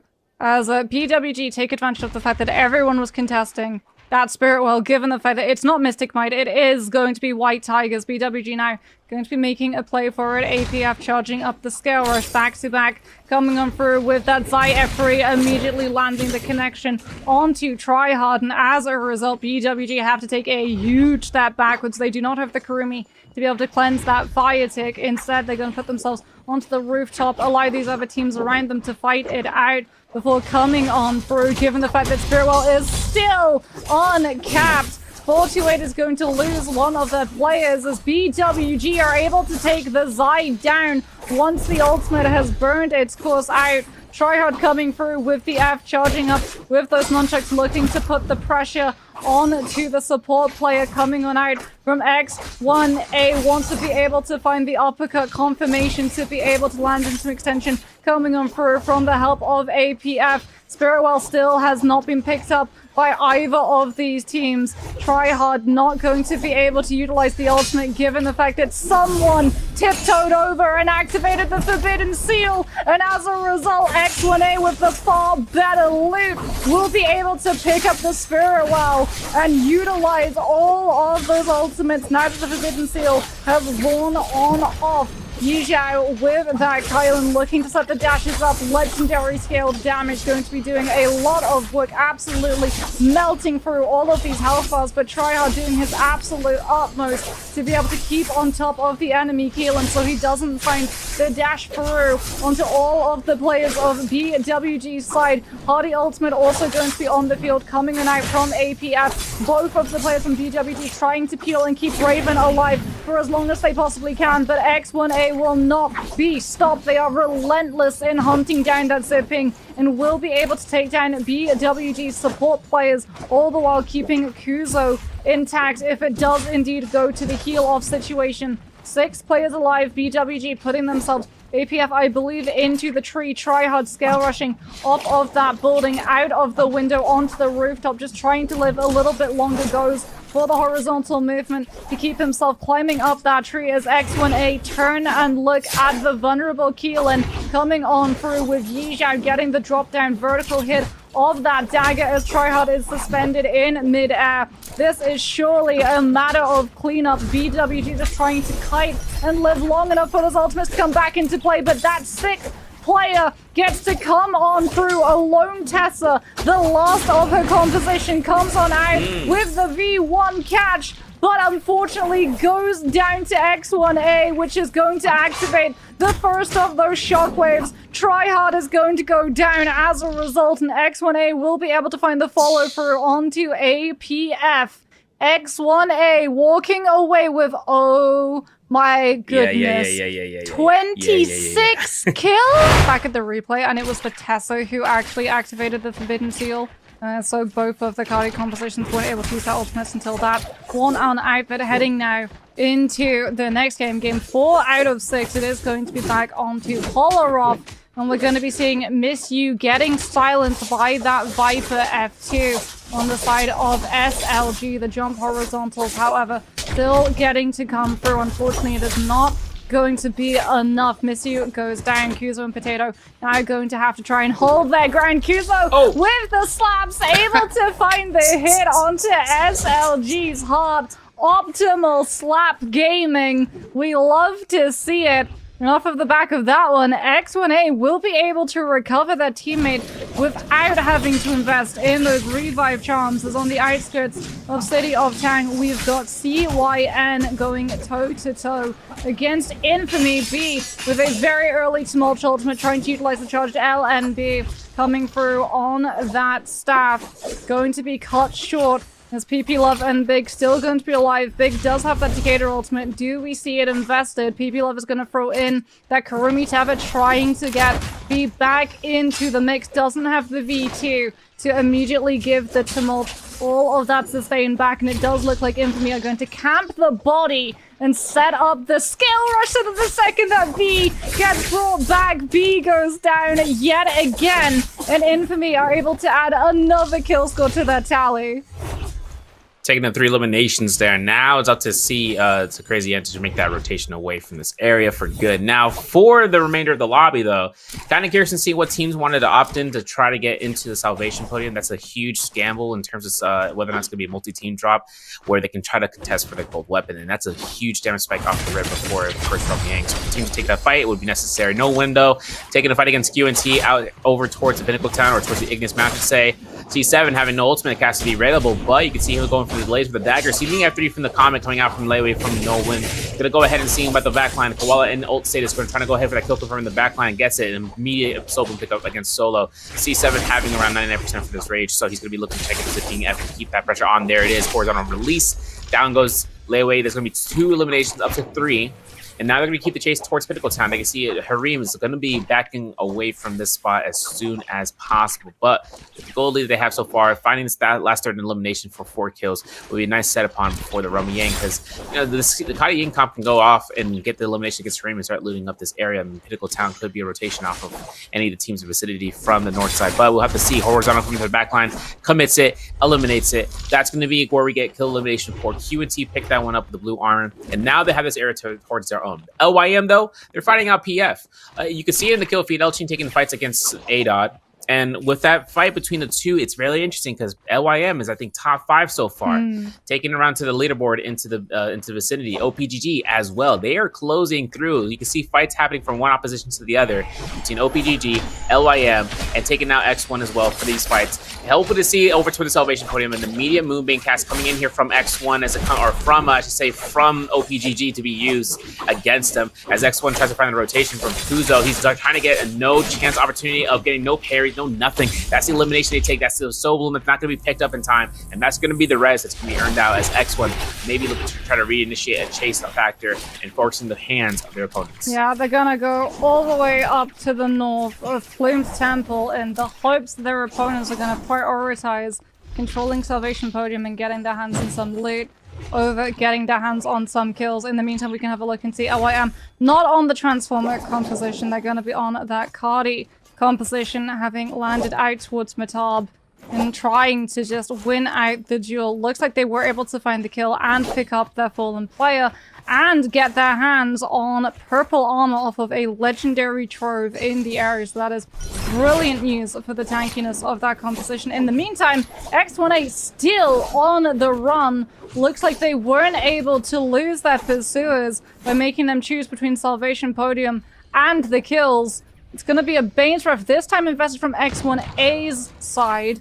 And as a result, we're now going to see OPGG trying to disengage and kite it out. Kuzo with the charge vertical on that fan, trying to scoop go by back into that melee range for his teammates to be able to find any form of follow-up. dashes away before the charge protocol on that spear. Can connect. Tessa already having to invest that combo breaker to be able to peel for her player's position, but X1's Potato able to come on through off of all of that positioning set up by their teammates inside that 1 versus 3. And now they're going to camp the body in case OPGG try and make a play to find a little bit of a revive past X1A's eyes.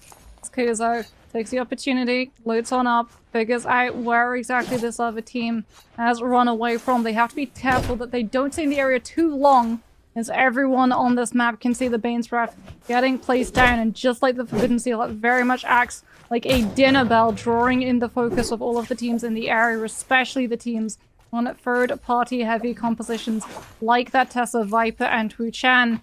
As in the meantime, some of these teams have unfortunately lost their revives, lost their first fight on Hot Drop, having to play it a little bit slower, more towards the outer edges of the map, places that teams have not yet been able to loop through to try and find that recovery. The good news for NW is that they are on the Xiphon composition. They only need 1 set of purple armor equipped onto their Xi, as well as a decent rarity weapon for that V2 to start having the pressure that they want. But until then, it's gonna be scarce pickings for this team, as they have to rotate through a lot of the space that has already, unfortunately for them, been covered. And now for Noen, I mean, this rotation here straight towards the crates of the north side. They'll have a chance of engaging potentially against 428, but the map's going to be able to showcase where we have our other players into the bottom side. Now, of course, as most of the majority of the lobby makes their way towards Realm Yang right now for the next 90 seconds and taking that pathing, they'll have a chance of just approaching towards that area. For the dust time, though, if the Misty Forest is going to be where Realm Yang spawns in, that 8-second silence off of those hands that spawn in there is going to cause a lot of disruption, especially off of the combos that can be utilized, especially with ultimates that require casting. That's where things get a little bit troublesome for some teams. But X1, 4 eliminations, utilizing that Moonbane. They were kiting long enough for that Moonbane to be casted and then not taking that chance of taking the chase until they did. And then they worked out in their favor, especially coming through here and getting the elimination against Hottie. But Teleport's going to be happening here. Crazy N taking fights up against what seems to be No-Wins, and No-Win making they're holding their ground, I should say, as the opposition comes through. The Kermit ultimate is enacted. Crazy N gets caught by that stanchion a little bit with the R&B, so the fan casting ultimate B-level will go ahead, forcing the fight into their own stead. There's going to be a parry coming through, double parry coming out. We're making sure the connection's going to be happening. The R&Bs, the fist blades are in the play. Takeda Fury now in session for the rotations of immediate aggression to be had upon, as the F3 from the Zai goes away. Solo's still getting rolled by the Furin blast, and there's nothing that he can really do except back away here until he gets caught by the fist blade, as B is able to keep that momentum. 1 elimination so far for Crazy Ed. Into Imperial Village, we still have the chance for the zone to close out here and stop right there. As you can see, P-Love just keeping eyes onto the body. If any res potential were to come out here for No-Win, it is not going to be fully denied. And Romy Yang spawning in here. Teams are going to be taking Romy Yangs if they have the necessary gear or if they're at the last minute standstill, just trying to have some eliminations potentially into the second half of today's points to be earned for today's games. Which compositions, though? We know that one team is going through, as it is going to be Infamy going head-to-head against BWG. Infamy definitely having the advantage in terms of the loot loadout. Tryhard putting himself onto the pillar. Huge connection from King Cobalt to open things up, getting that Zai air free, forcing Raven into having to burn that Karumi Tether to cleanse that fire tick debuff, as Tryhard with that pulse tries to set up the scale rush.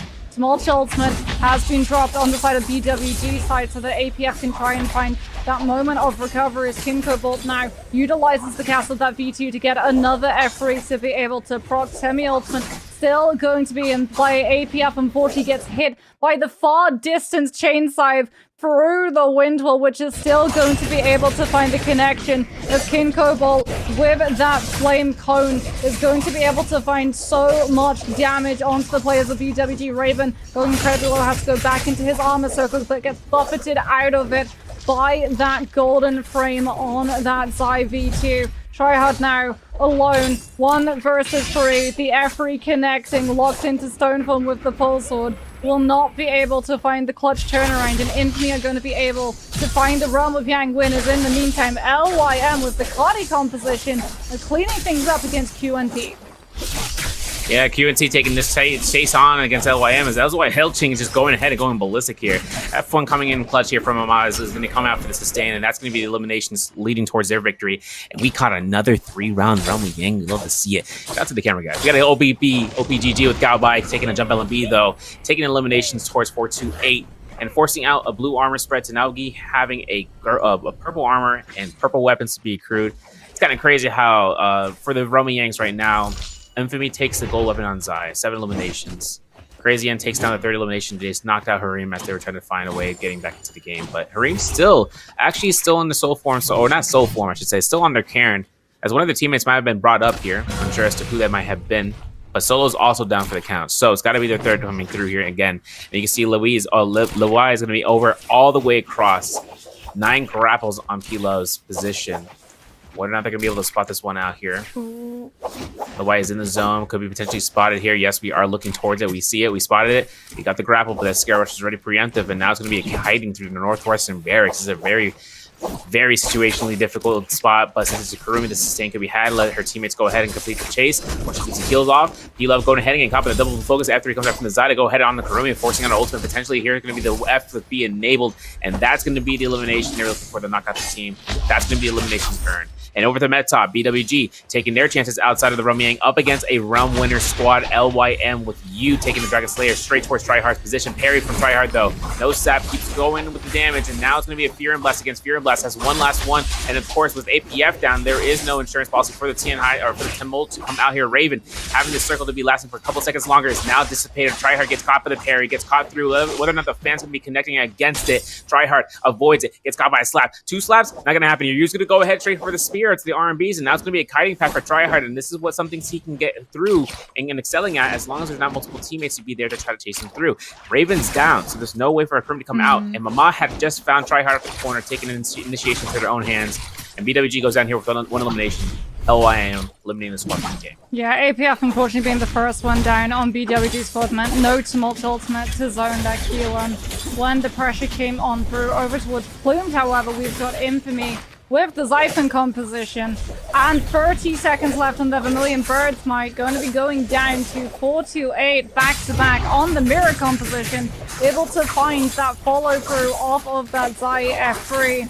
And Infamy have to be very careful. They need to die now while that Realm of Yang buff with the Vermilion Bird Smite is still going to be active. No Rats is getting closer and closer, stands entirely still so that he can go down, confirmed to be able to revive with his teammates. And it's going to be 4-2-8 now, just trying to clean things up and figure out where exactly some of these other teams that were looking to find that intrusion and third party have run off to. We've got OPGG in the area with the Cardi composition. QNT's Koala is going to be able to catch out 4-2-8's Nyan, who unfortunately was a little bit late in terms of rotating away from the fight, didn't spot the third party before it was too late. However, QNT going to be missing C7 on the Hardy, having to trade up for that one, as OPGG's Jason's going to be getting a little bit of a reset opportunity. Koala now puts himself back onto the rooftop to try and find the revive onto C7, but in the meantime,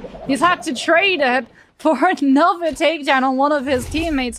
He gets his Hardy back, but it's at the cost of the Z-Ping. Kishi is going to be able to fall to one of the players on OPGG's side, as it's going to be 4-2-8 now going into Ghostly Mist, having to navigate around those hands.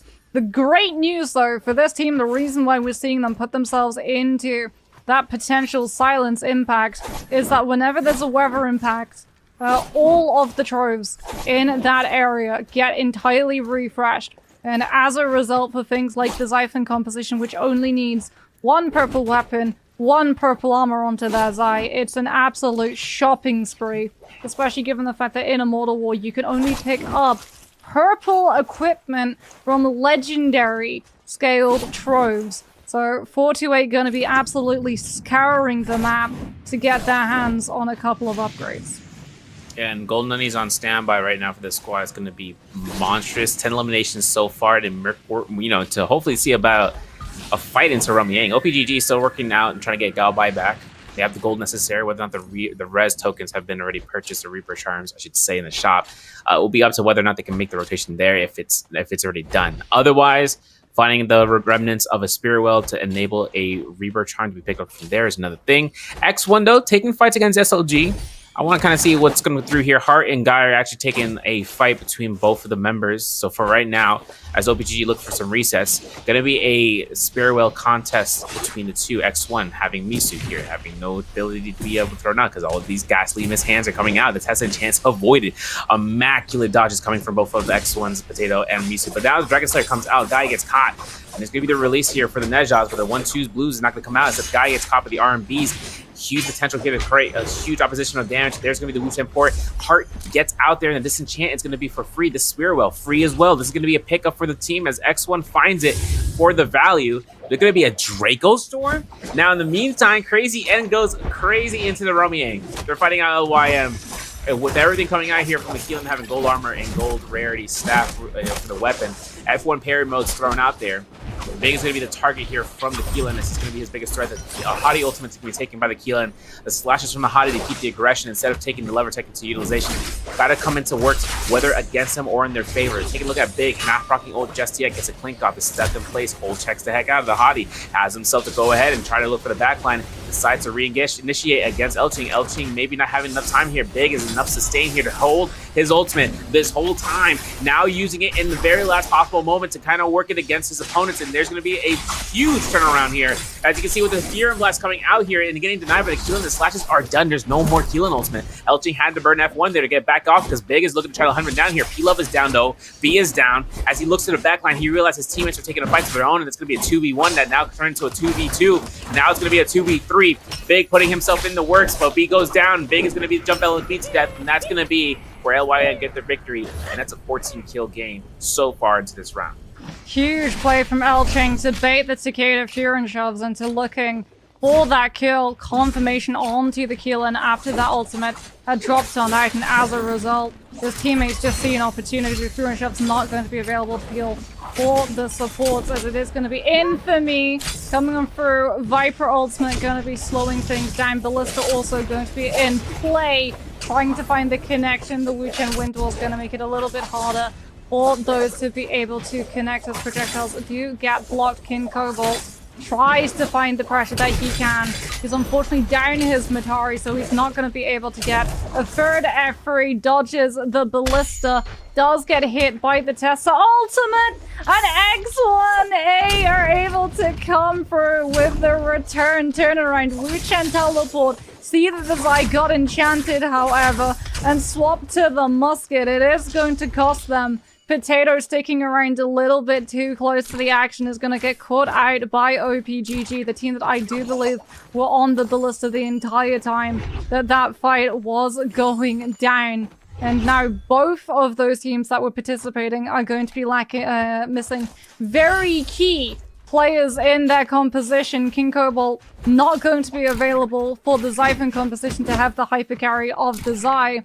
And unfortunately as well, we're going to be seeing one of the teams down their Wu-Chen, and that ability to disengage from a fight once the ultimates come through from the other side. OPGG gonna be hunting, trying to figure out where this Wu-Chen-less team has removed themselves as PF comes on through, finds one kill onto Infamy's King Cobalt, getting to follow on up with the charged RMB on that fan Karumi Tava to make sure that the Takeda is fully healed through the entire duration of that Poison Splash proc, as it's going to be 4-2-8, 3 minutes and counting for the Xiphon composition to try and find any potential fight that they can, but they're heading further and further away from where teams are actually posted up, so this is really dangerous. They need to start heading towards the Imperial Village side of the map, not further south, because there's just absolutely no one there, but they don't know that. They have no information.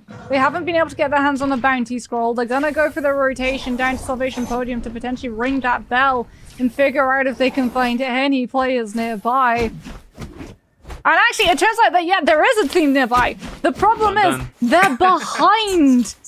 They're not in front, so CYN are actually shadowing 282, but unfortunately for 282, they have absolutely no intel of how close a Sand Siphon composition with blue armor are. And the really ironic thing about this is that both of these teams are in the exact same position. Blue armors and Yang depletion, just trying desperately to find any fight that they possibly can take. Yeah, and they're making their way towards Pinnacle Town right now. So for 428, 2 minutes on the clock here. It's Takeda fearing to come out here from PF. Num's going to be having the gold pole sword. Smack-a-doodle-doo. He's going to be going ahead and just try to target just one up here in the back line.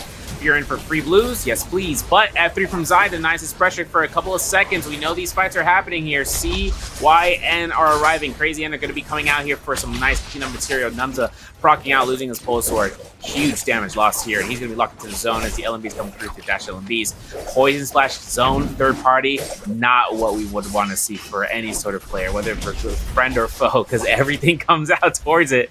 A reduced healing into the zone where the zone take damage also is being applied here. Big looks to try to lock down back-to-back decides to reposition towards P-Love as they are going to get some hands out here.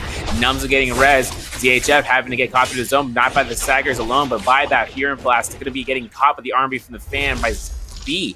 For everything coming out for blue armors, these guys are making things work here. They got, I mean, look at the gold in the hand, too. They got like at least 80k to kind of work off of because 428 having the chance of being able to get caught in this parry is not going to include for PF to have the damage spike with gold and nunnies in spot. 428's back-to-back. Let's try to go for the charge RMBs if we can. Jump parry is not going to be enabled as the RMBs from the nunchucks is just going to be enough for Nums' team. SLG show up here for the rotation. 2 eliminations so far for PF. And the chance going to be coming out here for 2 of the teammates. A-Dot looks to throw that whisk throw, making sure he can try to force off no neutrals attacks coming in from opponents. But that's going to force blues. F2 Sans comes out. A-Dot gets himself caught. Having to worry about the tether line for the V1 for the Viper. It's going to be a big stun into the vicinity. You can see that Crazy N is holding on for a third party again for part 2 into this case scenario for this Moonbane. Hoping to see any of the players are rotating around clockwise because there's so many fights happening up north for them to find an elimination. 24 players are still alive. And of course, we can see Big looking to try to chase down this Tessa as the chase is going to be going on here for Fist Blades. Not having verticality aspects with the vertical attack by the Fist Blades is going to cost him a little bit of time, but he still keeps the pressure onto X1's Kuzo as he's going to be singled out for a couple of seconds longer and hoping to see whether or not he's going to kite through this Moonbane and try to risk it for the biscuit.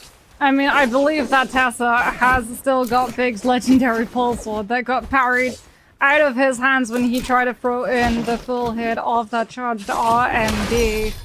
They should be able to find the kill, surely. But they have to be careful that they don't stack too close together. Everyone's going to get hit into by that Tessa enchantment. However, they do have enough sustain to be able to face tank the 3 versus 1 and get their hands back onto that legendary pole sword. As in the meantime, PF are going to be dispatching another player on the side of SLG. It should be noted as well that Crazy and were able to cleanse themselves of that Yang depletion because of the late rotation that they took into that fight when 428 started things off and they were able to come in for that third party and pick up those soul blooms. Run it down, going to be putting pressure on the other side of Jin's armory. Just onto LYM. We might get to see a final zone with the Thorny Roller still in play.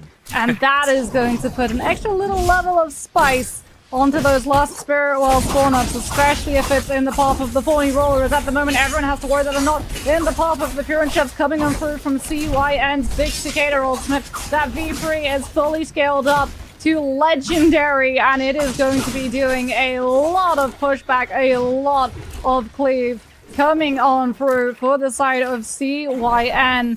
They've been gifted a turnaround in this match, having been able to cleanse themselves of Yang depletion. Can they make it count? Run it down, still going to be holding that position in the side of Jin's armory. Bane's Breath also going to be making some of these fights a little bit slower. Team's not really wanting to. Are we going to acknowledge that that just happened? That's rather unfortunate. Kamoko, I believe, just got knocked into the Thorny Roller. Not once, not twice, but 3 times.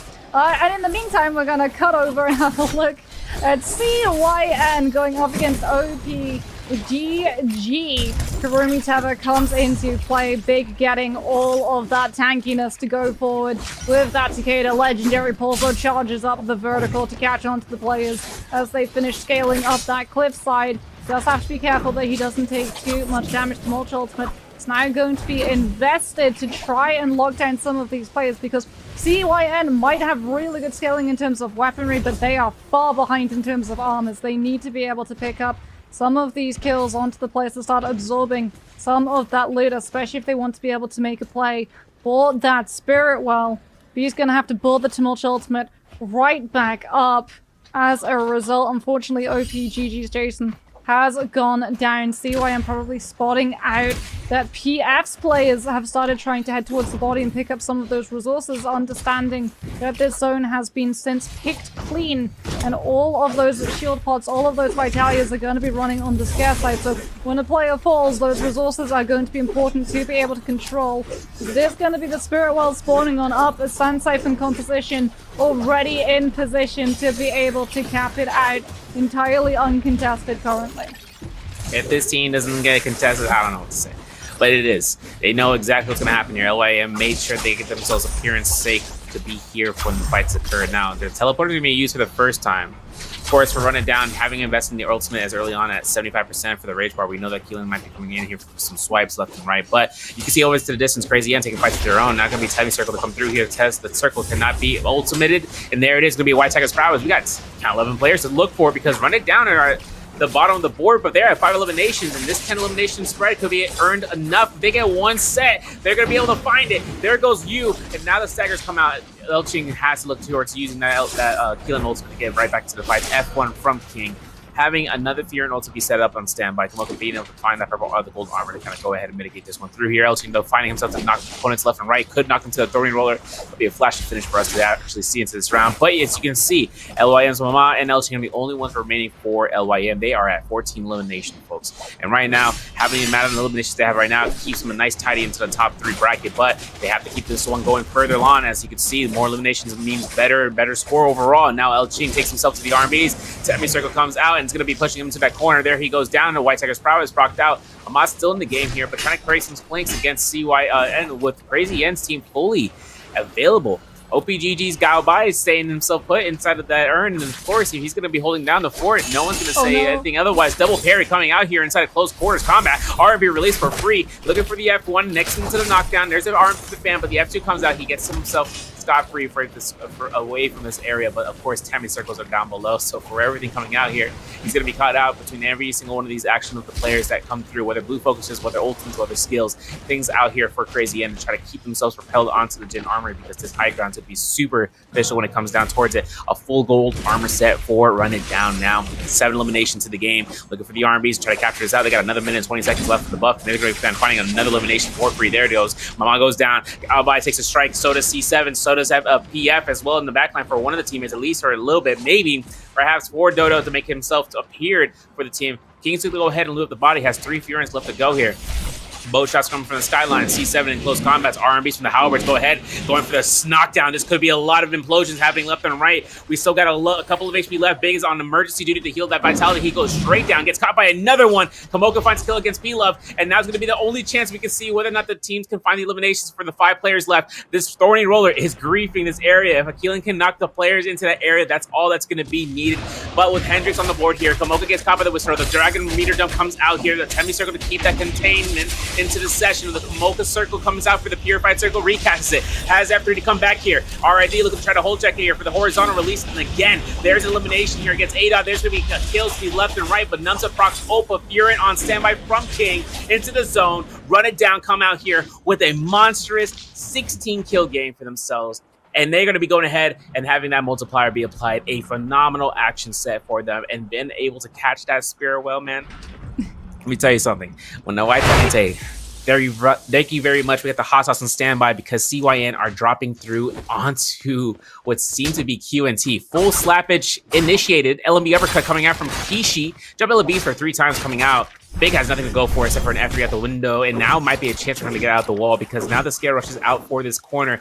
Gives Big a little bit more momentum here. Horizontal release into the opposite direction, into the RMB. Now the F from Zai avoided. Last like a lizard on ice, moving on through. And now B goes down here, taking some time to reset for 1 vitality heal. Big goes down for the arm for the Halberd, trying to save his teammate, but there it goes. P-Love is done. The Hook Queens gets a confirmed kill against Kishi. F3 gets a hit, and of course taking out 2 teammates with that Fear Shin Beacon coming out here, and that's a work in time. Koala back dodging towards his position. Double hold strike R&B goes for Clink, number 1 for lethal jab. F3 shot, it's avoided. There's going to be a hold horizontal, but of course, there's going to be a release. There's going to be for all the marbles, and now Big has his ultimate cast mode with the burn. I'm not even sure he's going to be able to get the elimination. Regardless, though, you can see the salty res coming up from Love, backlining again into the shipwreck expanse, knowing how much this valley could be ending up going towards their favor. But NW with no win actually coming out of the sightlines of the Fireflies, coming down south, and pick up some kills left and right for some easy pickings.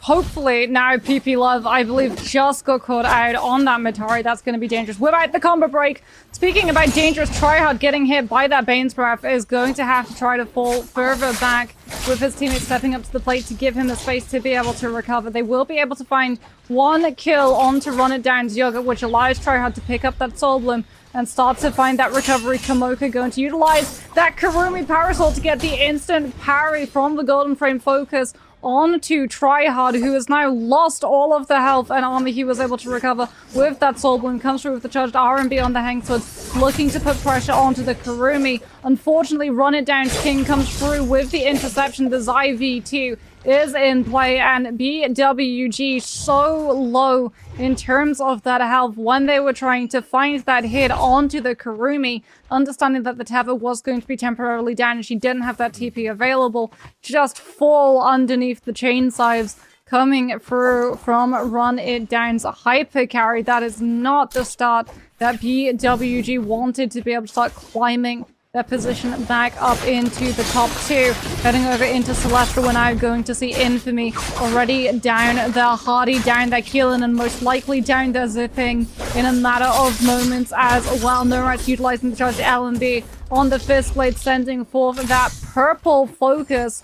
Unfortunately, not going to be able to trade one of the players from OPGG. We said that these lobbies were going to get aggressive very, very quickly, with all of these teams getting their hands on Fireflies. Not only that, but all of the teams currently not in the top 2, understanding that they need to get aggressive off of these first zones to be able to utilize those revive chances and pick up the kills, start pushing up into the leaderboard to make up some of the distances that they're otherwise behind from X1A, trying to retain that spot at the top, going to be picking up Bane's Breath, denying it from some of these other teams. However, a huge Dragon Slayers into Nezhas is going to slow things down. 2 players from X1A getting caught up into that Golden Frame cleave coming on through. As a result, OPGG have been able to disengage the fight away from that Moonbane. Impact coming on out. Missy utilizing the hay bales, break LOS and get a recovery, but here comes the Keelan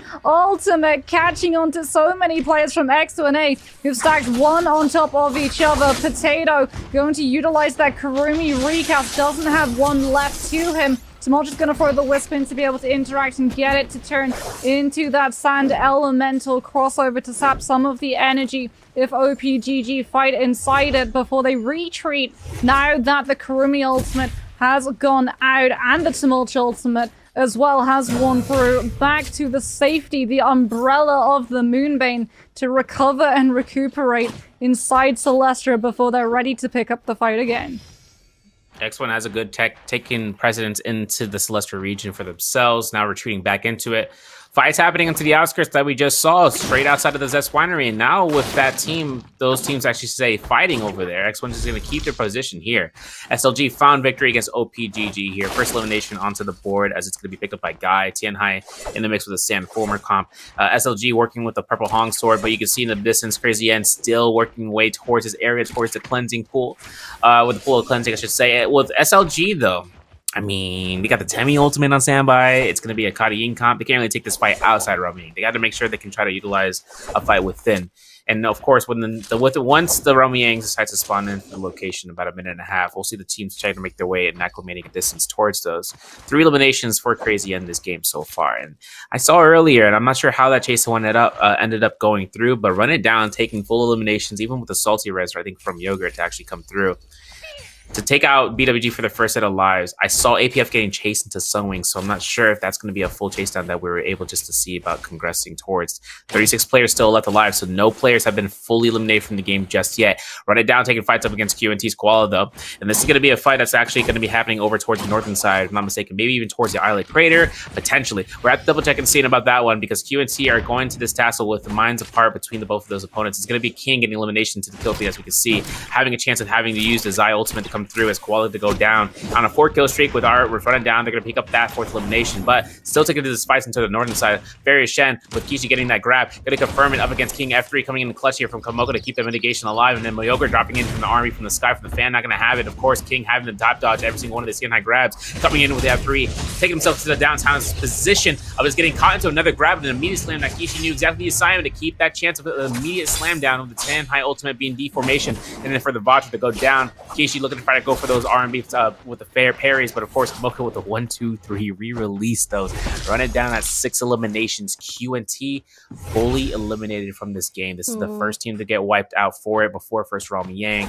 Now the spawn of the Rom Yang will be noticed by the players in the next 10 seconds. For Run It Down, though, taking six eliminations so far gives them a good sense of direction and where to go. Obviously, right now you can see Galbai. Take a look at this gear. The really notable Jada selection, and we saw earlier, was Sap, where you can have any weapon to get that parry, dog, and that's it. You're gonna get the full sustain. X1 takes some fights in the distance. It's so nice that all of the Sap soldiers have been combined. Used to be that you had to pick up the weapon-specific Sap soldiers, so you would have Dagger Sap, you would have Longsword Sap, you would have Greatsword Sap, and then it got turned when we had Pole Sword into Heavy Weapon Sap, which crossed over for both Pole Sword and Greatsword, but now, as of a couple of patches prior, they combined all of the damage reduction soldiers, so we no longer have melee and range difference soldiers for those, as well as all of the Sap soldiers, plus all of the 1-2-3 changing soldiers. They all got combined under Cyan Fang, as we're going to see G's Jason on that zip takes a little bit of pressure, goes for that 3rd place position, hoping to get by unnoticed. Wants to be able to be on the back sides of these composition setups, so he can still put pressure with the charged verticals catching through on that fan while being out of harm's way on that Z-Ping. But if he has to throw sustain to his players, they're not going to be able to immediately follow up and collapse onto the zip when that sustain is lacking for his own personal safety. Realm of Yang is going to spawn up. We are going to see teams immediately take the entrance. OPGG, however, prioritize being able to control the shop, sort of putting themselves into one of those portals. Mushroom with those fist blades looking to try to put on some of this pressure. 1, 2, 3, we send those as inside the Realm of Yang is going to be Infamy with the Cardi composition. Kurumi Teva already out in the field. Armor Circle also going to be invested. Immortal VT on that Kylan ultimate, already trying to knock these players out of that AoE impact. King Cobalt with a late Hardy ultimate, gonna set the cube up for his players before trying to come through with the triple charge state and putting all of the pressure onto BWG's tryhard to make him back on off and create an isolated space for the rest of his team to be able to try and find the punishment onto one of BWG's left alone members. King Cobalt now outside of that Hardy ultimate, outside of that Keelan ultimate, not having the burst damage, having to rely on the weapons. Huge parry comes on through from King Cobalt, but he costs his life to be able to pick it up. Immortal with the overhold charge RMB on that Hangsword is now getting pressured, gets parried by Tryhard, and that's BWG able to find the numbers advantage and win out the Realm of Yang. Is in the second one, CYN are reduced to just the one player, big on that Zai. 3 versus 1. Kurumi Teva, Takeda, Fury, and Shove still in the pocket to be able to put all of the CC stagger onto Zai, and he's finished off not by the Fury and Shoves, not by a weapon, but by the slaps interrupting any potential attack or fight that he could have had left in him. Bah, bah, bah. RB's hands with the roast beef. Getting to do nothing about it. Nothing can happen once that blue focus comes up for a single hit. Now Numza taking PF for a ride here up against Galbai in the chase past the J-Pond. We can see Galbai get caught by the LMB. No F2 investment just yet, though, for Galbai. Looking to try to get as much distance as possible before it's too late. Gets caught by almost right grapple stagger. Jump R&B was not confirmed. Now the F2 invested at the right time, right notion. And Galbai could get a range shot here from a musket shot. One grapple stagger is all that's going to be needed from one of the teammates to try to go for it. But he finds every single kind of position he can, especially with his Scare Rushes coming from Jade Pond and having as much ledges as there are possible. And he finds an armor spot. So that's another 600 armor on top of the little bit of HP that he has. So it's going to create this distance of the chase to happen furthermore. They lost track of him for a second. That could be exactly what Galbai needed. Obviously, grapple distance is going to be in the play. Potentially for Numza, no, not going to be the case. Nice musket headshot. Oh my god. Going for another one. This man was already on the sniper position. I couldn't even stop it. Nem's going to be going crazy into those shots, but no grapples means no chase, which means only one person can go ahead. Doo-doo Monta. All right, listen. A-Dog's going to be going ahead. Has his opportunity of chasing through here. First thing I'm going to notice, though, is that if he gets caught out by with his team not next to him, it's going to be a rough outing. Semicircle is going to have to be invested, but let's take a look at the scene. With everything coming out here, no win, backing it away, making sure they can try to look for the horizontal release. F1 investment from Harim to try to go for that for the parry mode, but of course, 2v3 now in the case scenario gets X1 looking to try to go for a blue focus. Nice parry. Misu gets caught into the vicinity of that as well. R&B to the R&B, whether or not Kusa's going to be looking to try to go for it into a hold check moment. There it is. The fist plays action. Crouch LMB spamming coming out here. Takeda Fear to be invested. No F1 to be available. There's going to be the F3 coming in the clutch here from the Kurumi, but not going to be enough time, and Harim goes down for a million birds. My Crouch LMBs are dangerous. And Takeda's able to get that off here for the eliminations at number 9. It's so interesting because when Fistblade's first released, everyone was worried about the charged R&B. Yep. But it's not the charged R&Bs that you have to worry about. It's not the toes to the nose. It is very much just the toes to the absolute cranium. If you get locked in around either the jump LMBs or the crouch LMBs, as we are going to be seeing, PF Numza with that Takeda setting up the Fearing Shoves into follow-up from the charged vertical focus hits of that epic scaled pole sword. Both Kurumis already have invested their ultimates. It is going to be Xiphon versus Sand Siphon coming through. PWG's APF gets the full duration of that Kurumi Tether to be able to tank all of the damage coming on out, as now they have to try and peel for their players. Numza will be able to find the Takeda F connection as well, slowing things down for BWG. However, APF getting to come through with a huge hit of that pole sword, knocking PF back, but the huger hit is gonna be the first stage of the vertical coming out from Numza. Pole sword bonk is gonna be able to clean up one of the players from BWG, and now it's a numbers advantage. Numza getting that Takeda ultimate online is going to invest it to make sure that he can guarantee get the kill lockdown onto APF, as well as try and peel Raven away from being able to take down Dodo Monster. In the meantime, a next Fear and Shove sets up into another bonk of the vertical and another bonk of the vertical. Raven going for the crouch LMBs, uses the Kurumi on the circle recast, gets hit again by that stage hit of the vertical pole sword, and will finally fall. And I believe that might be BWG knocked out of this lobby, unless they had Vermilion Birdsmite still active for them, as 428 and SLG go toe-to-toe. Nyan coming through with that pole sword, able to find the follow-up damage on to Guy to secure the fight for the Tessa, Viper, and Wuchen. And with the second run of Yang's spawning on up, we have a little bit of a lull in action, but so if it's only going to be temporary. Teams are going to go into those portals. Teams are going to be on the outsides trying to grief teams, trying to get through. This match is still going to be going incredibly aggressive. We're not slowing down anytime soon. Yeah. In talking about the fights that had very close ups in terms of it with BWG versus PF, the Soul Bloom's rotation, just being able to find the Soul Bloom at the most opportune moment last second gave PF just enough sustain out there at working through the fights. Infamy versus Run It Down. Purple armor only on one person in the field, and that's going to be King with a purple pole sword, making himself into the rotation against Rats here. Gonna have to see whether or not it's going to be a lockdown from the sky, but King still has F3. He's keeping the grapples alive, finds Rats, finds the LMB, potentially for the R&B release. Can't do it. The teleporter going to be utilized here from Infamy. First one of its kind coming out from King, now has another F3, gashes midair targets, immaculate. Of course, King has to look for the horizontal release, and he finds it with his teammate going for the fan. Now for the Zai ultimate. forcing Keelan coming out from Infamy as the lockdown against Rats is going to be the most important part in King's Highs, but all of the Murder Goggles, he's looking straight towards him, and now Keelan's going to have full chances of knocking back his teammate.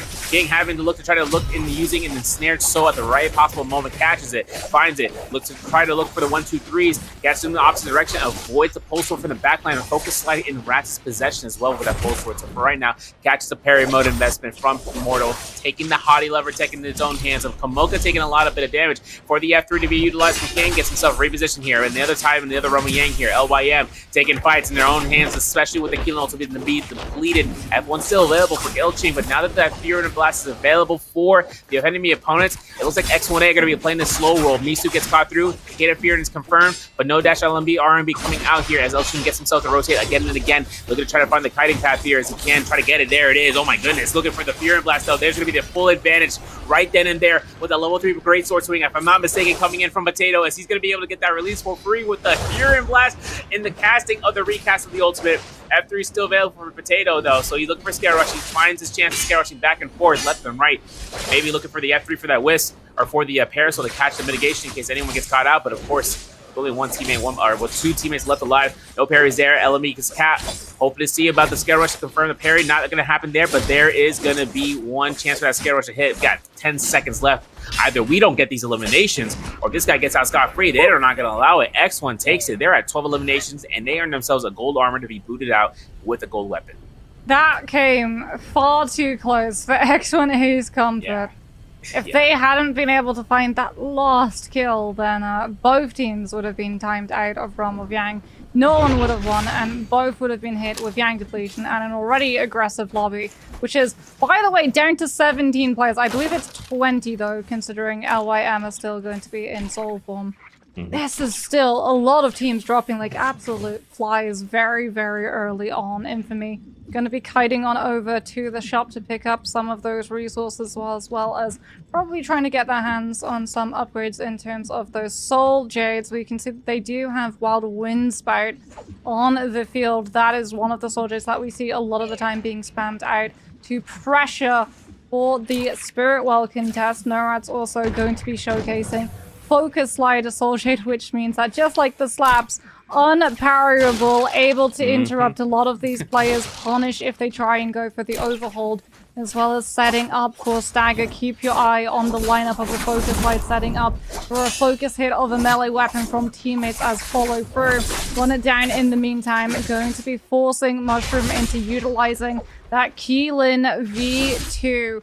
Yogurt on the Matari, setting up the Frost, tries to find the connection to chase down where this Keelan is going to be utilizing his dashes to get to Karumi Teva onto the Zai to make sure that Kamoka is going to be able to just tank all of that damage alongside King, who throws out the charged verticals on that Halberds, and they'll be able to pick themselves up one Soul Bloom to cleanse one of their players. Unfortunately for them, it does look like Mushroom was out on his lonesome, so they do still need to run into another team to be able to pick themselves up 2 extra Soul Blooms to cleanse their 2 remaining teammates. X1A, in the meantime, fighting on over towards Shipwreck. Dreadful Whale on deck.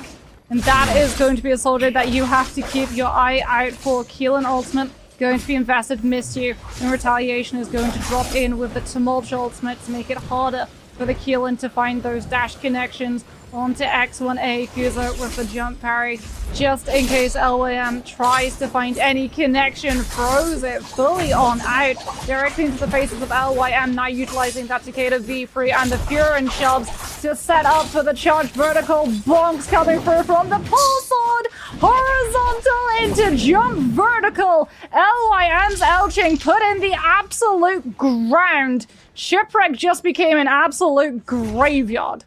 15 eliminations, giving X1 the super seed lead into the lobby. 12 players for them to find out. Run it down, though. Still working through into the graveyard this time around.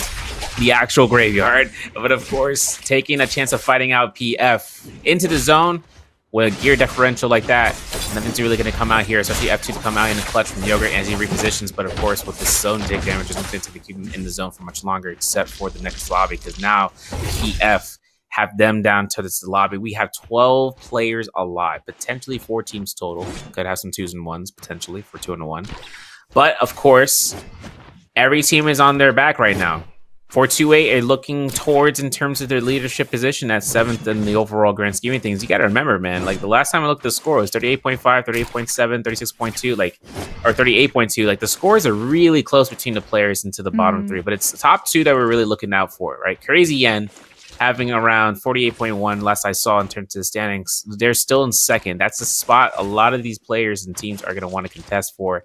Because X1A, I mean, like, you know, I'm not getting in front any longer. The thing is, it's going to be a very nasty catch-up lead from somebody in one game. They have already these amount of games to earn out for these amount of kills. All it takes for them to hit placement for first place, where it's not going to be a warrior war position of just catching through, unless you are onto the rafters. But you can see PF's teammates are going up against Infamy, as ADOT is making his chances of engaging upon the Rats is going to be coming for the sidelines. You can see I heard a double carry coming from here. It looks like the ADOT's going to catch it through. King Cole wants to get immediately deleted from the RMB from the pole sword swing. Of course, Hendrix takes that Soul Bloom in his own hands, catches out Immortal, who is going to be in a Keelan ultimate, but not going to be burning out his Keelan guard just yet. He's now invested his 2 blue bars. He's now going towards his health bar. Immediately forcing out Keelan guard there. Immortal is at 1 point to be hit with that ultimate being deformed, and hopefully they find the elimination here. PF are looking to try to lock this one out, but 428 decides to say we're going to play Assassination out here, and there's going to be a V1 from the Viper, the V1 from the Tessa, and looking for the teleportation to try to iframe through is not going to be in the currents here. Just Hendrix gets caught by the stun, not in his own circle, but he still stays alive. Numsa keeps the team pushing with the Fear and Blast on the backline, putting out the pressure against them, and then the Wu-Chan Port, you can see it, they seeked it, and then Hendrix gets caught out here. Guess who? By X1, and X1 finds him by himself. A lonely Kurumi can't do much around here in this world of hurt. 10-minute circle is played in this corner, which is so well placed that you can't even scare rush against his point, and if you do, guess who's waiting for you? A 3.0 great sword swing, potentially. I don't know, he's got himself to work himself out to do it again. He's going for the vertical release. He hits an aerial rend as well. It's like Potato has every single great sword data on standby, y'all. And so him going ahead, he's going to go ahead and lock it through, making sure he can kite around here, and having anyone who's going to be left behind in the backwards, just like Hendrick right now. And of course, he gets caught to get denial here, but the pressure is on between these players from the council courtyard back into the shipwreck expanse. The circle's about to close in here in the 7.5 minutes. ADOT trying to get himself out of the council courtyard, off of the windowsills, and he can get inside the building to try to kite. He could, but the F1's out. F1 gets thrown. Captures out his teammates, get caught, all 3 of them actually, and now the F1 West comes out again. This time it's going to be in towards themselves in case he tries to go for a turnaround. But of course, there's going to be the 3-man squad trying to lock it down. They find Numsa. Numsa's going to be into the building, guiding around here fourth with the Kurumi Parasol coming out here from Hendrix, but a Fear and Blast to come into full usage out of Kuzo's hand. You're going to see Misu actually getting caught by the eliminations. This is a Soul Bloom, but Potato is so earnestly looking to try to get this res and making sure Misu comes back alive that they're going to make sure that's going to happen. This fight's been happening for so long. Kuzo, though, finds A-Dodge into the points, and I hope that they can get out here. Can they grapple over there? Potato's like, oh, can't do that any longer, and Kuzo might be the only one left alive, and Potato gets out by the Mortal Defiance. Comes in clutch. My man survival 1 HP. No, don't sweat it. Don't sweat it. They've still lost the Temi. No, they're going back in to try and find the Temi. Oh my god. Okay, we're gonna get the Kurumi Teva. Misu is gonna be brought back, but that corruption damage immediately takes him down. We are so late in the game.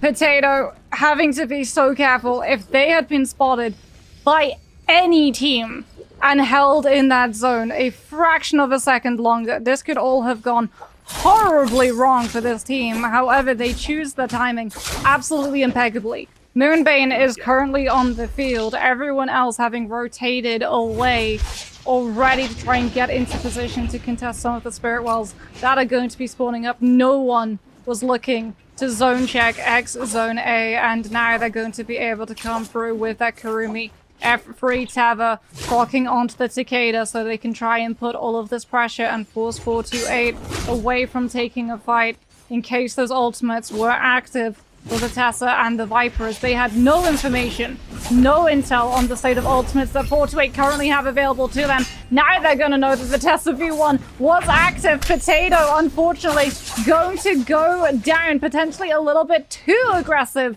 chasing after 428. It's now just going to be that Cicada left alone, having to utilize the charged verticals to try and just keep himself ahead of the situation, ahead of the lockdown of 428, putting him into with a 1 versus 3. Fear and Shove's going to be invested. He's going to get parried. The legendary fan going to be able to take down that legendary pole sword, leaving it on the ground. And 4-2-8 now, just having to deal with the last player on the side of PF. Hendrix is going to throw in that Kurumi V2. And the game is going to end before we even see the last Spirit Well. It doesn't matter whether it was Mystic. It doesn't matter whether it was White Tigers. We said that that lobby was going to get aggressive serve. And for the first time today, we saw the zone finish before a heal-off situation. Listen, WKE NA gamers, you know, it happens. The likes of Realm of Yang wins on massive clutches in terms of the positions of 2v1s or even 1v3s. As it is going to be game number 6, starting off now with an immediate kill from SX1A onto CY, PP Love. Yijai gets caught out by that Tumult Wisp, is going to go down. Massive Dragon Slayers into Nessa is going to be confirmed. However, Big is not going to be able to find the follow-up that he's looking for. Instead, it's going to be B with that longsword, able to find the last hits onto both Kuzo and Potato. As we're going to be seeing Infamy going head-to-head. No Rats, unfortunately, going incredibly low. The Viper already down. King Cobalt not going to be able to get that Wuchen teleport charged on up to carry out the bodies as SLG. So much that this team has to do, understanding that they need to start with a lot of kills very, very quickly. No holds barred. It's not just SLG that I hear. OPGG also going to be coming on through. Every single team that is not in the top 2 dropping into Imperium to 3rd, 4th, 5th, and 6th party. Is this the opportunity that we get to see enough kills from one singular team to activate that longsword portal? Is this going to be the turnaround opener that one of these lower in the standings teams needed to find the Cinderella story and put themselves with the last game, with the last possible minute into a top 2 finish? It's gonna be a miracle and a half, and I'm hoping to see it. It's like looking into the North Star, hoping to see the way. As you can see, Mama getting a parry off against Hendrix. F1 investment for the parry mode onto Arcadia. It looks like PF are having a little bit of trouble here as the Xiphon comp is gonna go ahead and in superseded fashion create the pressure that they were not hoping for. As Mama is gonna be going ahead and kiting around trying to find out where A-Dot is. R&B release comes out. The burn's gonna be what's gonna kill, but the Mama gets that last hit confirmation off from the R&B. 4 eliminations so far for LYM. We saw into the Hall of Eternity with Imperium.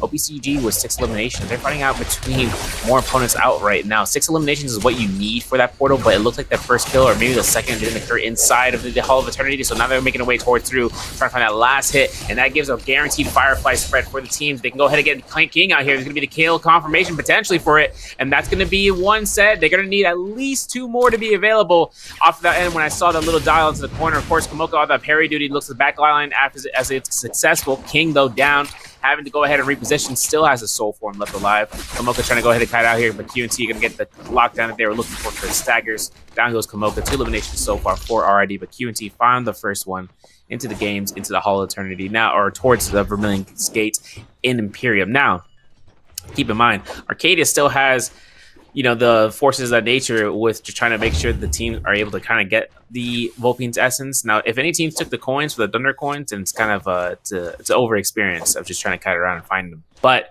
if anything happens and that gets picked up, whichever team decides to go ahead and utilize it, they have to keep mindful. Once they hit Rami Yang, they can use that to their advantage if they're going to be the last one alive, or it could be burned in there. Some things like that, in case instance, could turn around a fight or just be burned just because they're the last one alive. So we'll have to see how that ends up. PF, though, looks to try to go reset after their loss in Arcadia, takes their way towards Azoth Peak. Now, looting up here is going to be where PF can make a nice chance of gutting towards the Jadeite outlook straight up north if they want to, even to the Fairies Pavilion, and hope to kind of catch themselves back into their own 2 feet. With only 1 elimination on the board, it'll be a chance of seeing whether or not that's going to be the case. But QNT finding elimination here against Run It Down's Yogurt. That's going to be, I think, his first life as well, but we're going to have to double check and seeing how the fights are happening between BWG and X1.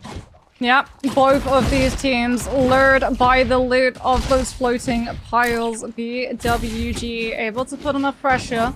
Just gonna force X1A into backing on off. Kuzo on the zip. Does have that ultimate ready to go. BWG, however, just needing to find the loot so that they can start scaling on up. Will continue chasing.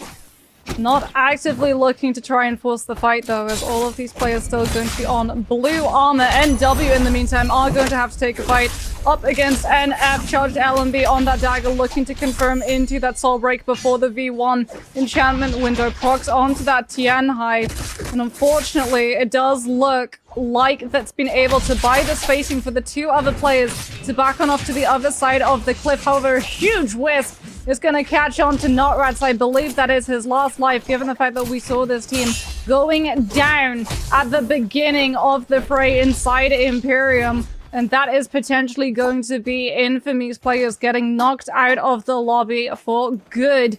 NW with the Tianhai not even going to have to worry about the third parties. Looking over at the mini-map, there's no other team in the nearby vicinity to have figured out that ultimates had been invested. CYN now with a Tianhai of their own. PP Love getting pressured onto, going to be trying to come through with that transformation. Does manage to find it, as it is going to be a Tianhai versus Tianhai. However, CYN's team do have the advantage with that Bane's Breath, and as a result, the other Tianhai is having to utilize a vast majority of mobility inside that ultimate of backing away from the Bane's Breath. AoE managed to find one grab, gets the Kurumi Tether, is potentially looking for that double. However, PP Love will be able to find the shove to be able to stop the slam down from coming through, and as a result, his players will be able to live.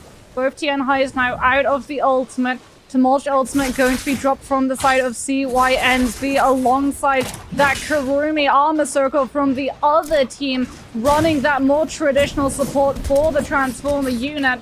As PP Love with the Skarish is able to find the grapple bump into vertical slam down, managing to find another grapple into Koala, extending it with the jump LMBs off of those dual halberds and the terrain of that staircase. Likes to come through with the charged RMBs on the halberd. Koala gonna put himself onto the wall, trying to navigate away from them. B, in the meantime, on that tumult, has been taken down, but PP Love still getting to come on through with the charged RMBs on the halberd. Buys his Kurumi the opportunity to get the revive stuck, and B is going to be brought back into the open world without having to burn through his revive.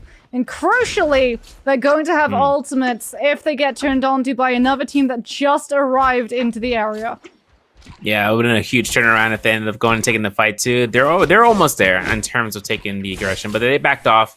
Now we have objective gameplay for the round here, as X1's going to be going through with only one elimination. Previously getting chased out here from BWG. We saw how BWG had a purple weapon at least on standby, but now X1 has on Yishao. Now Yishao, purple fist blades on Keelan. I think you can scoff at 4-to-4 ratio for the healing berries to the armor powders with 13 grapples, so they definitely want to take this chance of reaching towards his sword tomb. Meanwhile, BWG is already on site. OPGG working into the eastern gate, so hopefully if they want to kind of work into that area, they would be able to do so.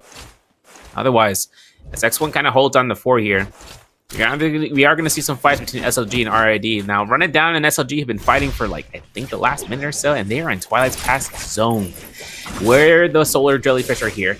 Now, King has to be careful about this. We got ourselves an elimination against AKM. We got 4 eliminations so far. We got to make our way out of here before that the zone's going to be coming through and collapsing. It's not going to be a lot of damage, but once distance starts to come out here, if a third party shows up out of nowhere in terms of that, you're going to have this waste time healing and start attacking, forcing the fight to extend out towards a period of time. But we do have ourselves into Realm Yanks. We spawned in 2 teams insta-entered for the first realm. X1 probably had taken that opportunity of doing so. That's why they were trying to, create some aggression. Third team has now entered into the realm. Still looking towards the shop here as RD is making it happen. Looks like no winner's going to be going up against BWG. Now BWG having that purple face plates and purple fan on standby. Looking for the huge kill spread they can earn into the realm. Cannon shot after that horizontal. Nice swap here from Solo. Goes ahead and try to get away with it. Gets parried. Reversal. Solo goes ahead and tries to regroup with his teammates. Leeway is now with no armor, but the F1 is out here. Soul Break is confirmed. Try hard F2 invest, or with the Hottie Teleporter to take the investment there. Solo now into the CNI Vajra state, catching himself into a grab potentially as a semicircle from Leeway's down, as well as the Keelan looking for the grabs. There it is. Going to be finding a lockdown potentially for a double grab. Not going to be a occurrence. Solo going for an immediate release. F1 investment from Tryhard though, as it comes out toward the corner. Not looking to try to hold for some range shots, because he knows that APF and Raven are looking to try to deny that range position from a crossbow for any range weapon for that matter. Solo looks to jump right in there, though. Sees Ducktail goes down. Going to be looking to try to pick up Tryhard again. Tries to attempt a second grab and then goes towards a vertical. Not enough time to slam down the deformation of the Vajra State. Layaway's going to be focused down here as Raven's going to be caught into that whisk throw. We're going to see AP up to the fight up against Solo. Parry is to be had, and that's going to be eliminations that BWG need. They need to get as much points as they can earn. But on the other side of the realm, Yang's X1 is up against what seems to be LYM. This is the team that has that the sights onto second, potentially the scene if they can try to earn it out here in the realm. Yang and Zyphen versus Kadikam. Now, of course, Yishao is backing away here with 10 HP, but he's going to have to be very careful. Side uppercut's going to be occurred, but the F1 comes in the clutch here as Kuzo is able to throw that one bulb out, and now it's going to be a fist blade of spam here. Purple focus for the pelvic. There might be a chance here to go for the R&Bs. Uppercut confirms the kill. Cheating is down. Yishao looks to try to go for the R&Bs again and looks for the parry potential, but there's going to be the parry into the backline. Another R&B spam coming out here. Looks like LYM just can't hold down the pressure as the blue focus is coming out here. LYM Mama is going to go down here with jump LMBs potentially to try to keep that lockdown potential because X1 just keeps the lobby rolling with 4 eliminations and finding a gold weapon and purple armor to take this into the overworld. Yeah, speaking about the overworld, CYN are going to be surrounded by, I believe that is NW's players in soul form, scouting out to see if there is a team that they can try and collapse onto and try and find that revive to instantly take a fight against to cleanse that Yang depletion. CYN, in the meantime, going to be rotating out of the way from Imperium, putting themselves onto the outskirts to look and scout to see whether those Yang depletion teams are going to start drifting to the center of this map, drawn in by the prospect of being able to find these teams in the open world, take a fight and try and take those soul blooms off of them. BWG and X1 also going to be taking a little bit of a fight. OPGG also going to be in the area, trying to come through with that third party. BWG's APF, however, is the one who's going to be able to claim the kill onto OPGG's Jason, as X1A see that there's a couple too many teams in the area, don't want to go too aggressively, losing that Vermilion Burst might a little bit early. Kuzo coming through with the drop down slam of that vertical hit from the spear. Raven's gonna get parried out of the charge vertical on that fan, losing both it and his buff. As here comes X1A, waited for BWG to properly take the fight against OPGG to turn away from the team directly above them before they could clean up all 6 players. Timing absolutely on point for this Keelan ultimate, catching onto so many players and plucking the Vermilion Birds might off of 2 entire teams. 8 eliminations picked up through there and taking this gate to their own. Now, obviously, BWG had Vermilion, so they're going to reposition. So is OPGG, but no one chasing down one of the crazy end teammates coming from P-Love. Now, of course, Tianhai, Tammy, Farius, Shen, this is going to be a position hold that they're going to have to be very mindful of on the spot because Big is actually on that Ballista Tower, if I'm not mistaken. He's looking out to make sure that if the chase is still going to be occurring towards the Mercury River, that they can chase it down. But now they're in full view. Boom, Ballista shot right to the dome. And there's going to be the elimination right then and there. The burn's not going to be enough just yet, but there it is. This force is going to be coming out alive. And B finds a kill off of Ducktail to Vajra State against Tianhai, and that's going to be a Ballista shot for free again. Scorch to Scorch. And it's going to be the Earth that comes out here. P-Love is going to go ahead and chase out Solo, who tries to find a line of sight that's not going to be given towards the Ballista, and he gets still pressured out towards the Mercury River. So for P-Love, making sure he can go through with it, sees that Solo's going to be going straight to the zone, and the musket shots could be confirmed. And as it comes out, it's an extra elimination that CYN takes for Crazy N. This is going to be their potential 10th elimination. There it is. Zone take damage is going to be the full final through. And that's going to be a standings update because I'm looking at Crazy N. They're in 3rd place with 51.1. So this is going to be a chance between them. Oh, that was an absolute beaut of a play coming on from CYN, taking advantage of the fact that Midori is still relatively new. And as a result, some of these teams still getting caught out by those kinds of plays. We're going to see the second realm of Yangs spawning on up. PF going to be right next to the entrance of one of them. This is not the composition that we tend to see matched with that Keelan. It's going to be the Zai. They've got the Matari and the Zai together, but they've inserted this Keelan as well to be able to come on through. So that's going to be potentially pretty dangerous given the fact that Matari doesn't have a combo breaker. Zai, if she has to utilize her F3 to reposition, isn't going to be able to use the fire tick to connect onto something like a Cardi composition and suffocate the zip sustainability, as well as the fact that lacking the Hardy for your Keelan means that you don't have that immediate cube to call in on if some of your players gets locked down. We'll have to wait and see whether that one's going to be able to find any form of success in two places. Like the Realm of Yang, as 428 slowing things down, they understand how close they are. It's an absolute tightrope walk between so many of the teams in the top 5 currently, as it is going to be X1A going up against BWG. He Xiao with that Keelan, gonna be coming on through with the drop down bonk of the charged vertical on that pole sword, holding in position to see if he can set that scare rush up and put pressure onto some of these players from BWG. We're already seeing all of the support utility being invested alongside that Keelan combo breaker to put the pressure onto Tryhard, forcing out the stone form.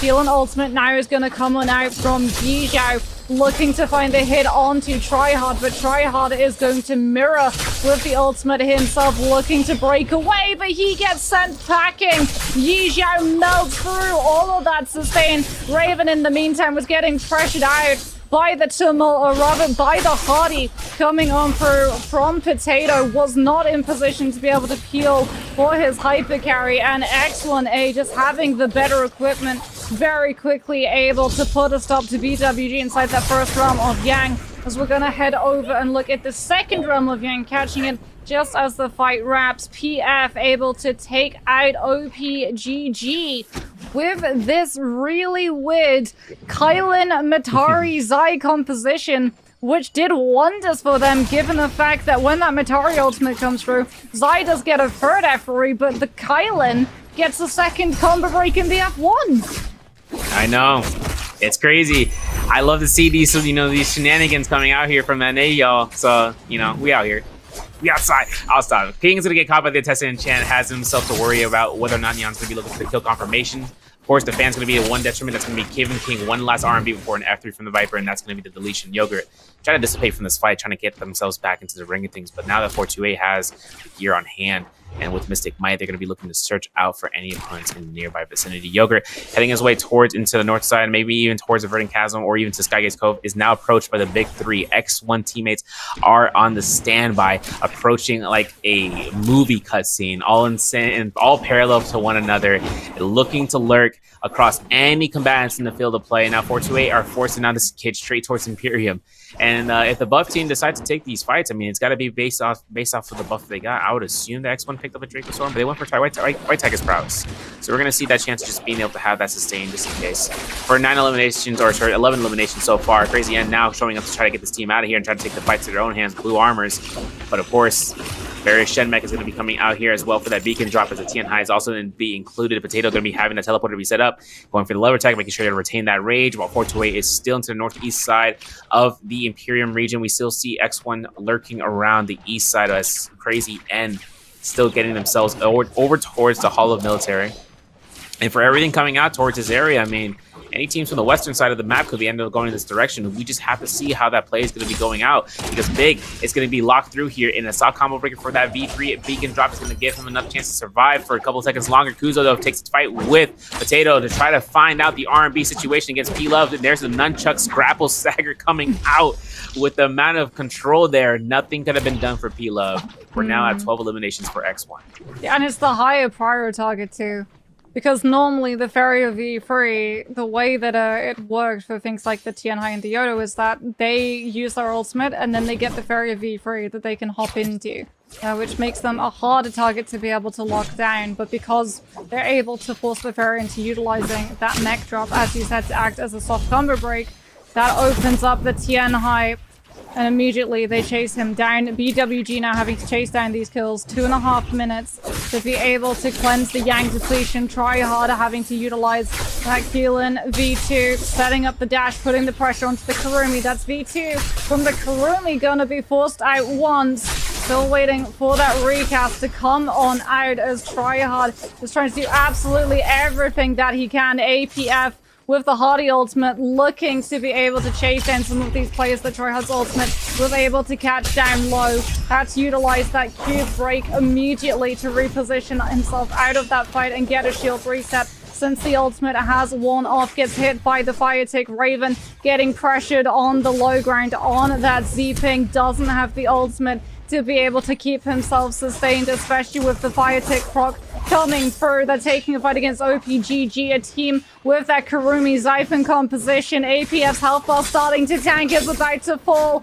Raven still not getting that ultimate online, is not going to be able to keep him alive. As we have a look and watch OPGG mushroom with the charged RMBs on those halberds. Tryhard trying to find the turnaround with that legendary pole sword. Unfortunately, he's just going to have to utilize the charged RMB to turn onto that Karumi before putting the pressure of the LMP out onto that Cyber. Go by. Steps forward to be able to take the aggression, giving his eye the opportunity to go for a reset. Unfortunately, the fight has gone on for so long that BWG Beyond the Grave might have griefed OPGG, because here comes PF showing up for the third party. Matari's Eye Keelan, we're off to the races yet again. Hendrix getting all of the damage off with that Keelan V2. Unfortunately, not going to be able to find the follow-up. Will just take a little bit of downtime, putting himself onto the cliff face hang to be able to get one of those Vitalias off before coming back through with his players. The Zai ultimate comes into play from Numza to be able to find the chase down, but it's Hendrix with the bow shot swap who's able to take advantage of Jason having to take to this guy to avoid that Zai follow through. Yo, Hendrick, we get those? I'm asking you when you look back in the VOD. I'll stop. Listen, Hendrick went ahead, got the bow shot. That's around 9 eliminations. Now it's going to be up to the chase because, listen, OPGG, they were right there. They're in second. They were closing into second place. I don't know where 428 is. If there's, I don't even think they have a chance now, because if anything comes out from the bottom 6 to run it through into the top 2, it's going to be a huge too close for comfort. Maybe even closer to comfort than from what happened in EU Trios. We'll have to see once the scores in the landings come into the landings, I should say. For this kill, though, that Crazy Yen has picked up, though, they are now at 11, knocking out Gaobai here for OPGG. OPGG still in the game, though, mushroom in the north side. As 428 are at 2 eliminations. They are stacked, though, with the armor, the weapon selection, so they can kind of hold out. I'm saying to this my own sake, they want to make it second place. They got to make sure they have a little bit more and just making sure that they can just hold out for as long as they can. But for anything coming out, we still have Gold Spearwell weapons and buffs, or not buffs, but for Gold Spearwell, as well as for the buff Spearwell to be available. Now going to be a huge connector. Oh my god. I couldn't even make my thought. It looks like the Crazy Yen just got down for a 2 for 428, picking up an extra 2 eliminations in less than the span of a second. Not even a second. Not even a millisecond. That was 3 players hit by the Viper F3 coming in out from ZZ HB. They were just so stacked on top of each other, helped as well by Naren coming through with that Tessa ultimate. And they're going to be able to pick up a lot of kills. And that was something that 428 are going to have to be very careful of, because like you said, there's still a lot of objectives that are about to come into play, right? The Spirit Wells especially, and given the fact that we're seeing a lot of these compositions that are very good at contesting those Spirit Wells, the Viper Tesla Wu Chen not really having the zoning capability to be able to lock that space down. Going to have to be very careful with how they play this, especially with the loot disparity between themselves and a team like X1A, who's been putting themselves into the realm of Yang and subsequently have 2 lots of legendary armor and a whole heap of legendary weapons.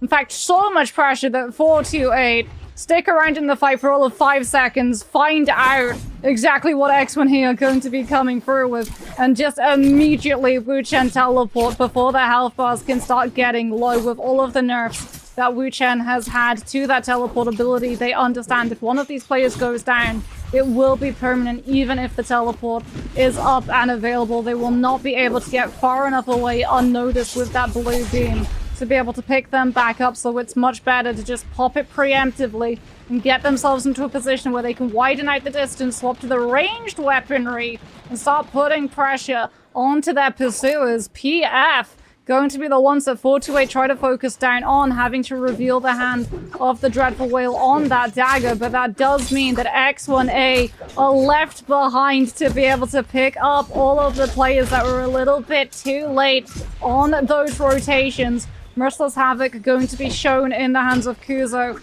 on that Z-Ping. That's one of those soldiers that we're surely going to see put to good use to be able to contest that late game Spirit Well, as the Moonbane is going to hit, things slowing somewhat down, as X1A going to be going for the ranged weaponry to put pressure onto RID, who are a little bit close to that corruption damage. Have to be careful that they don't actively engage in a fight though, because PF are waiting for that opportunity. If they see a team take a fight, they're going to be able to catch on to X1A, who was stuck right in the middle between RID and PF, not wanting to get turned onto on either side by these teams, as we are going to see the Spirit will spawn on through. Don't believe that's White Tigers. I'm pretty sure I caught a glimpse of blue through the players' bodies, and that is going to be Mystic Might. As a result, no one's really going to be scrapping it out with the same level of aggression that we've seen for the White Tigers. As X1A throws out the Merciless Havoc, Yi Xiao overholding with that pole sword, looking to put the pressure onto these players, trying to cap out that buff and get these ultimates 2 for 1 online. Yi Xiao's gonna throw in that Keelan. V2 starting to set all of the dashes up into motion. Gets interrupted, however, by the Dreadful Whale coming on out, as well as gets clipped by the opposing Keelan V2. That's still popping off, goes into the zone, as it is going to be Kuzo having to invest that zip utility. X1A putting themselves away from the Spirit Well. Yi Xiao backing off to one of those bodies to pick up a Soul Bloom and start regenerating some of that rage, as it's now going to be RID trying to hold their ground and keep the Spirit Well in play. Now for X1, hopefully kind of see what's going to happen on the bottom floor. Ryoga is going to be rushing right here for running down. Parry happens, stance, and there's a Merciless Havoc with a V2 from the Zai. Keeps the fight going. King's going to have that V1 from the Zipping, as Kamoka's going to be going ahead for the healing over time for the team. Yogurt keeps himself to the high ground, trying to see about whether or not the parry's going to be coming out against that pole sword swing. A very, very close movie there from 3D point of view. Of course, for Yogurt, trying to look for the R&B hold downs here for verticals. It's just spacing himself away here, as the teams are still going to try to contest this Spirit Well. For everything coming out for this worthwhile effort, the Yogurt having F2 available, looks to try to keep cutting around this pillar into the Basalt opposition right then and there. You can see ZZHP going to be way to the corner. F2 cost for the kill confirmed. There it is. Sobel pickup, please, immediate for the team. And that's going to be a rage to be earned back here for that ultimate to be coming out for King, most likely. That defensiveness of the Zai ultimate is going to come into clutch. Yi Xiao in this position with no ultimate, but having no armor as well, keeps charging up these R&B pole sword swings like nothing's of the essence. He already burned his F1 monster. He's looking to try to go for that reset onto that, or I should say with PF. And of course with A-Dog making sure they can get into that position. You can see Potato is actually going to be going down. Kuzo's still somewhere in the woodworks, seeing about these horizontals from the dagger. Yi Xiao is going to be spacing away from that. The buff is picked up. PF have it. Now they're going to be going on the offensive, or whether or not they're going to be trying to go ahead for the res there into the zone. Look at the kiting back and forth, making sure to get Potato back in the game. You can see that PF finds elimination against Yogurt from RID. Now they're going to be up to around 8 eliminations for this team. For RID, they lose out King as well. This is going to be the full elimination spread that we'd love to see, but Yi Xiao finds that Soul and is actually able to get the ultimate back up into place, and looking to try to use that as a contending side of the woodworks that PF has been looking towards using. Hendrix now secondary to use his Phelan ultimate. Goes ahead and gets caught into the swipes as Yi Xiao goes back and forth here for it. Gets himself to burn out the healing guard. Looks to try to get this rotation back and forth of the healing, and then the Merciless Havoc is finding out the flop site is not his own F1 investment. Has to back away from this. Is now going to be contested towards his final circle as they reach the 2-minute mark. This could be an endgame circle, Moxie, that we've finally gotten through for today's games. Is it going to be a heal off, or is it going to end prematurely? PF's Noms are able to come through with that Zai ultimate and catch on to Yi Xiao. Kuzo now is going to be the last player standing for X1A on that zip. Doesn't have the ultimate, does have the staff charged RMB to send these players spiraling into the corruption before swapping over to that flamer and capitalizing on them having to use all of their stamina, burning it to get out of that storm damage. 428 trying to make the magic, the Cinderella story for this team, to manage to put themselves into a second place race finish. Are they going to be able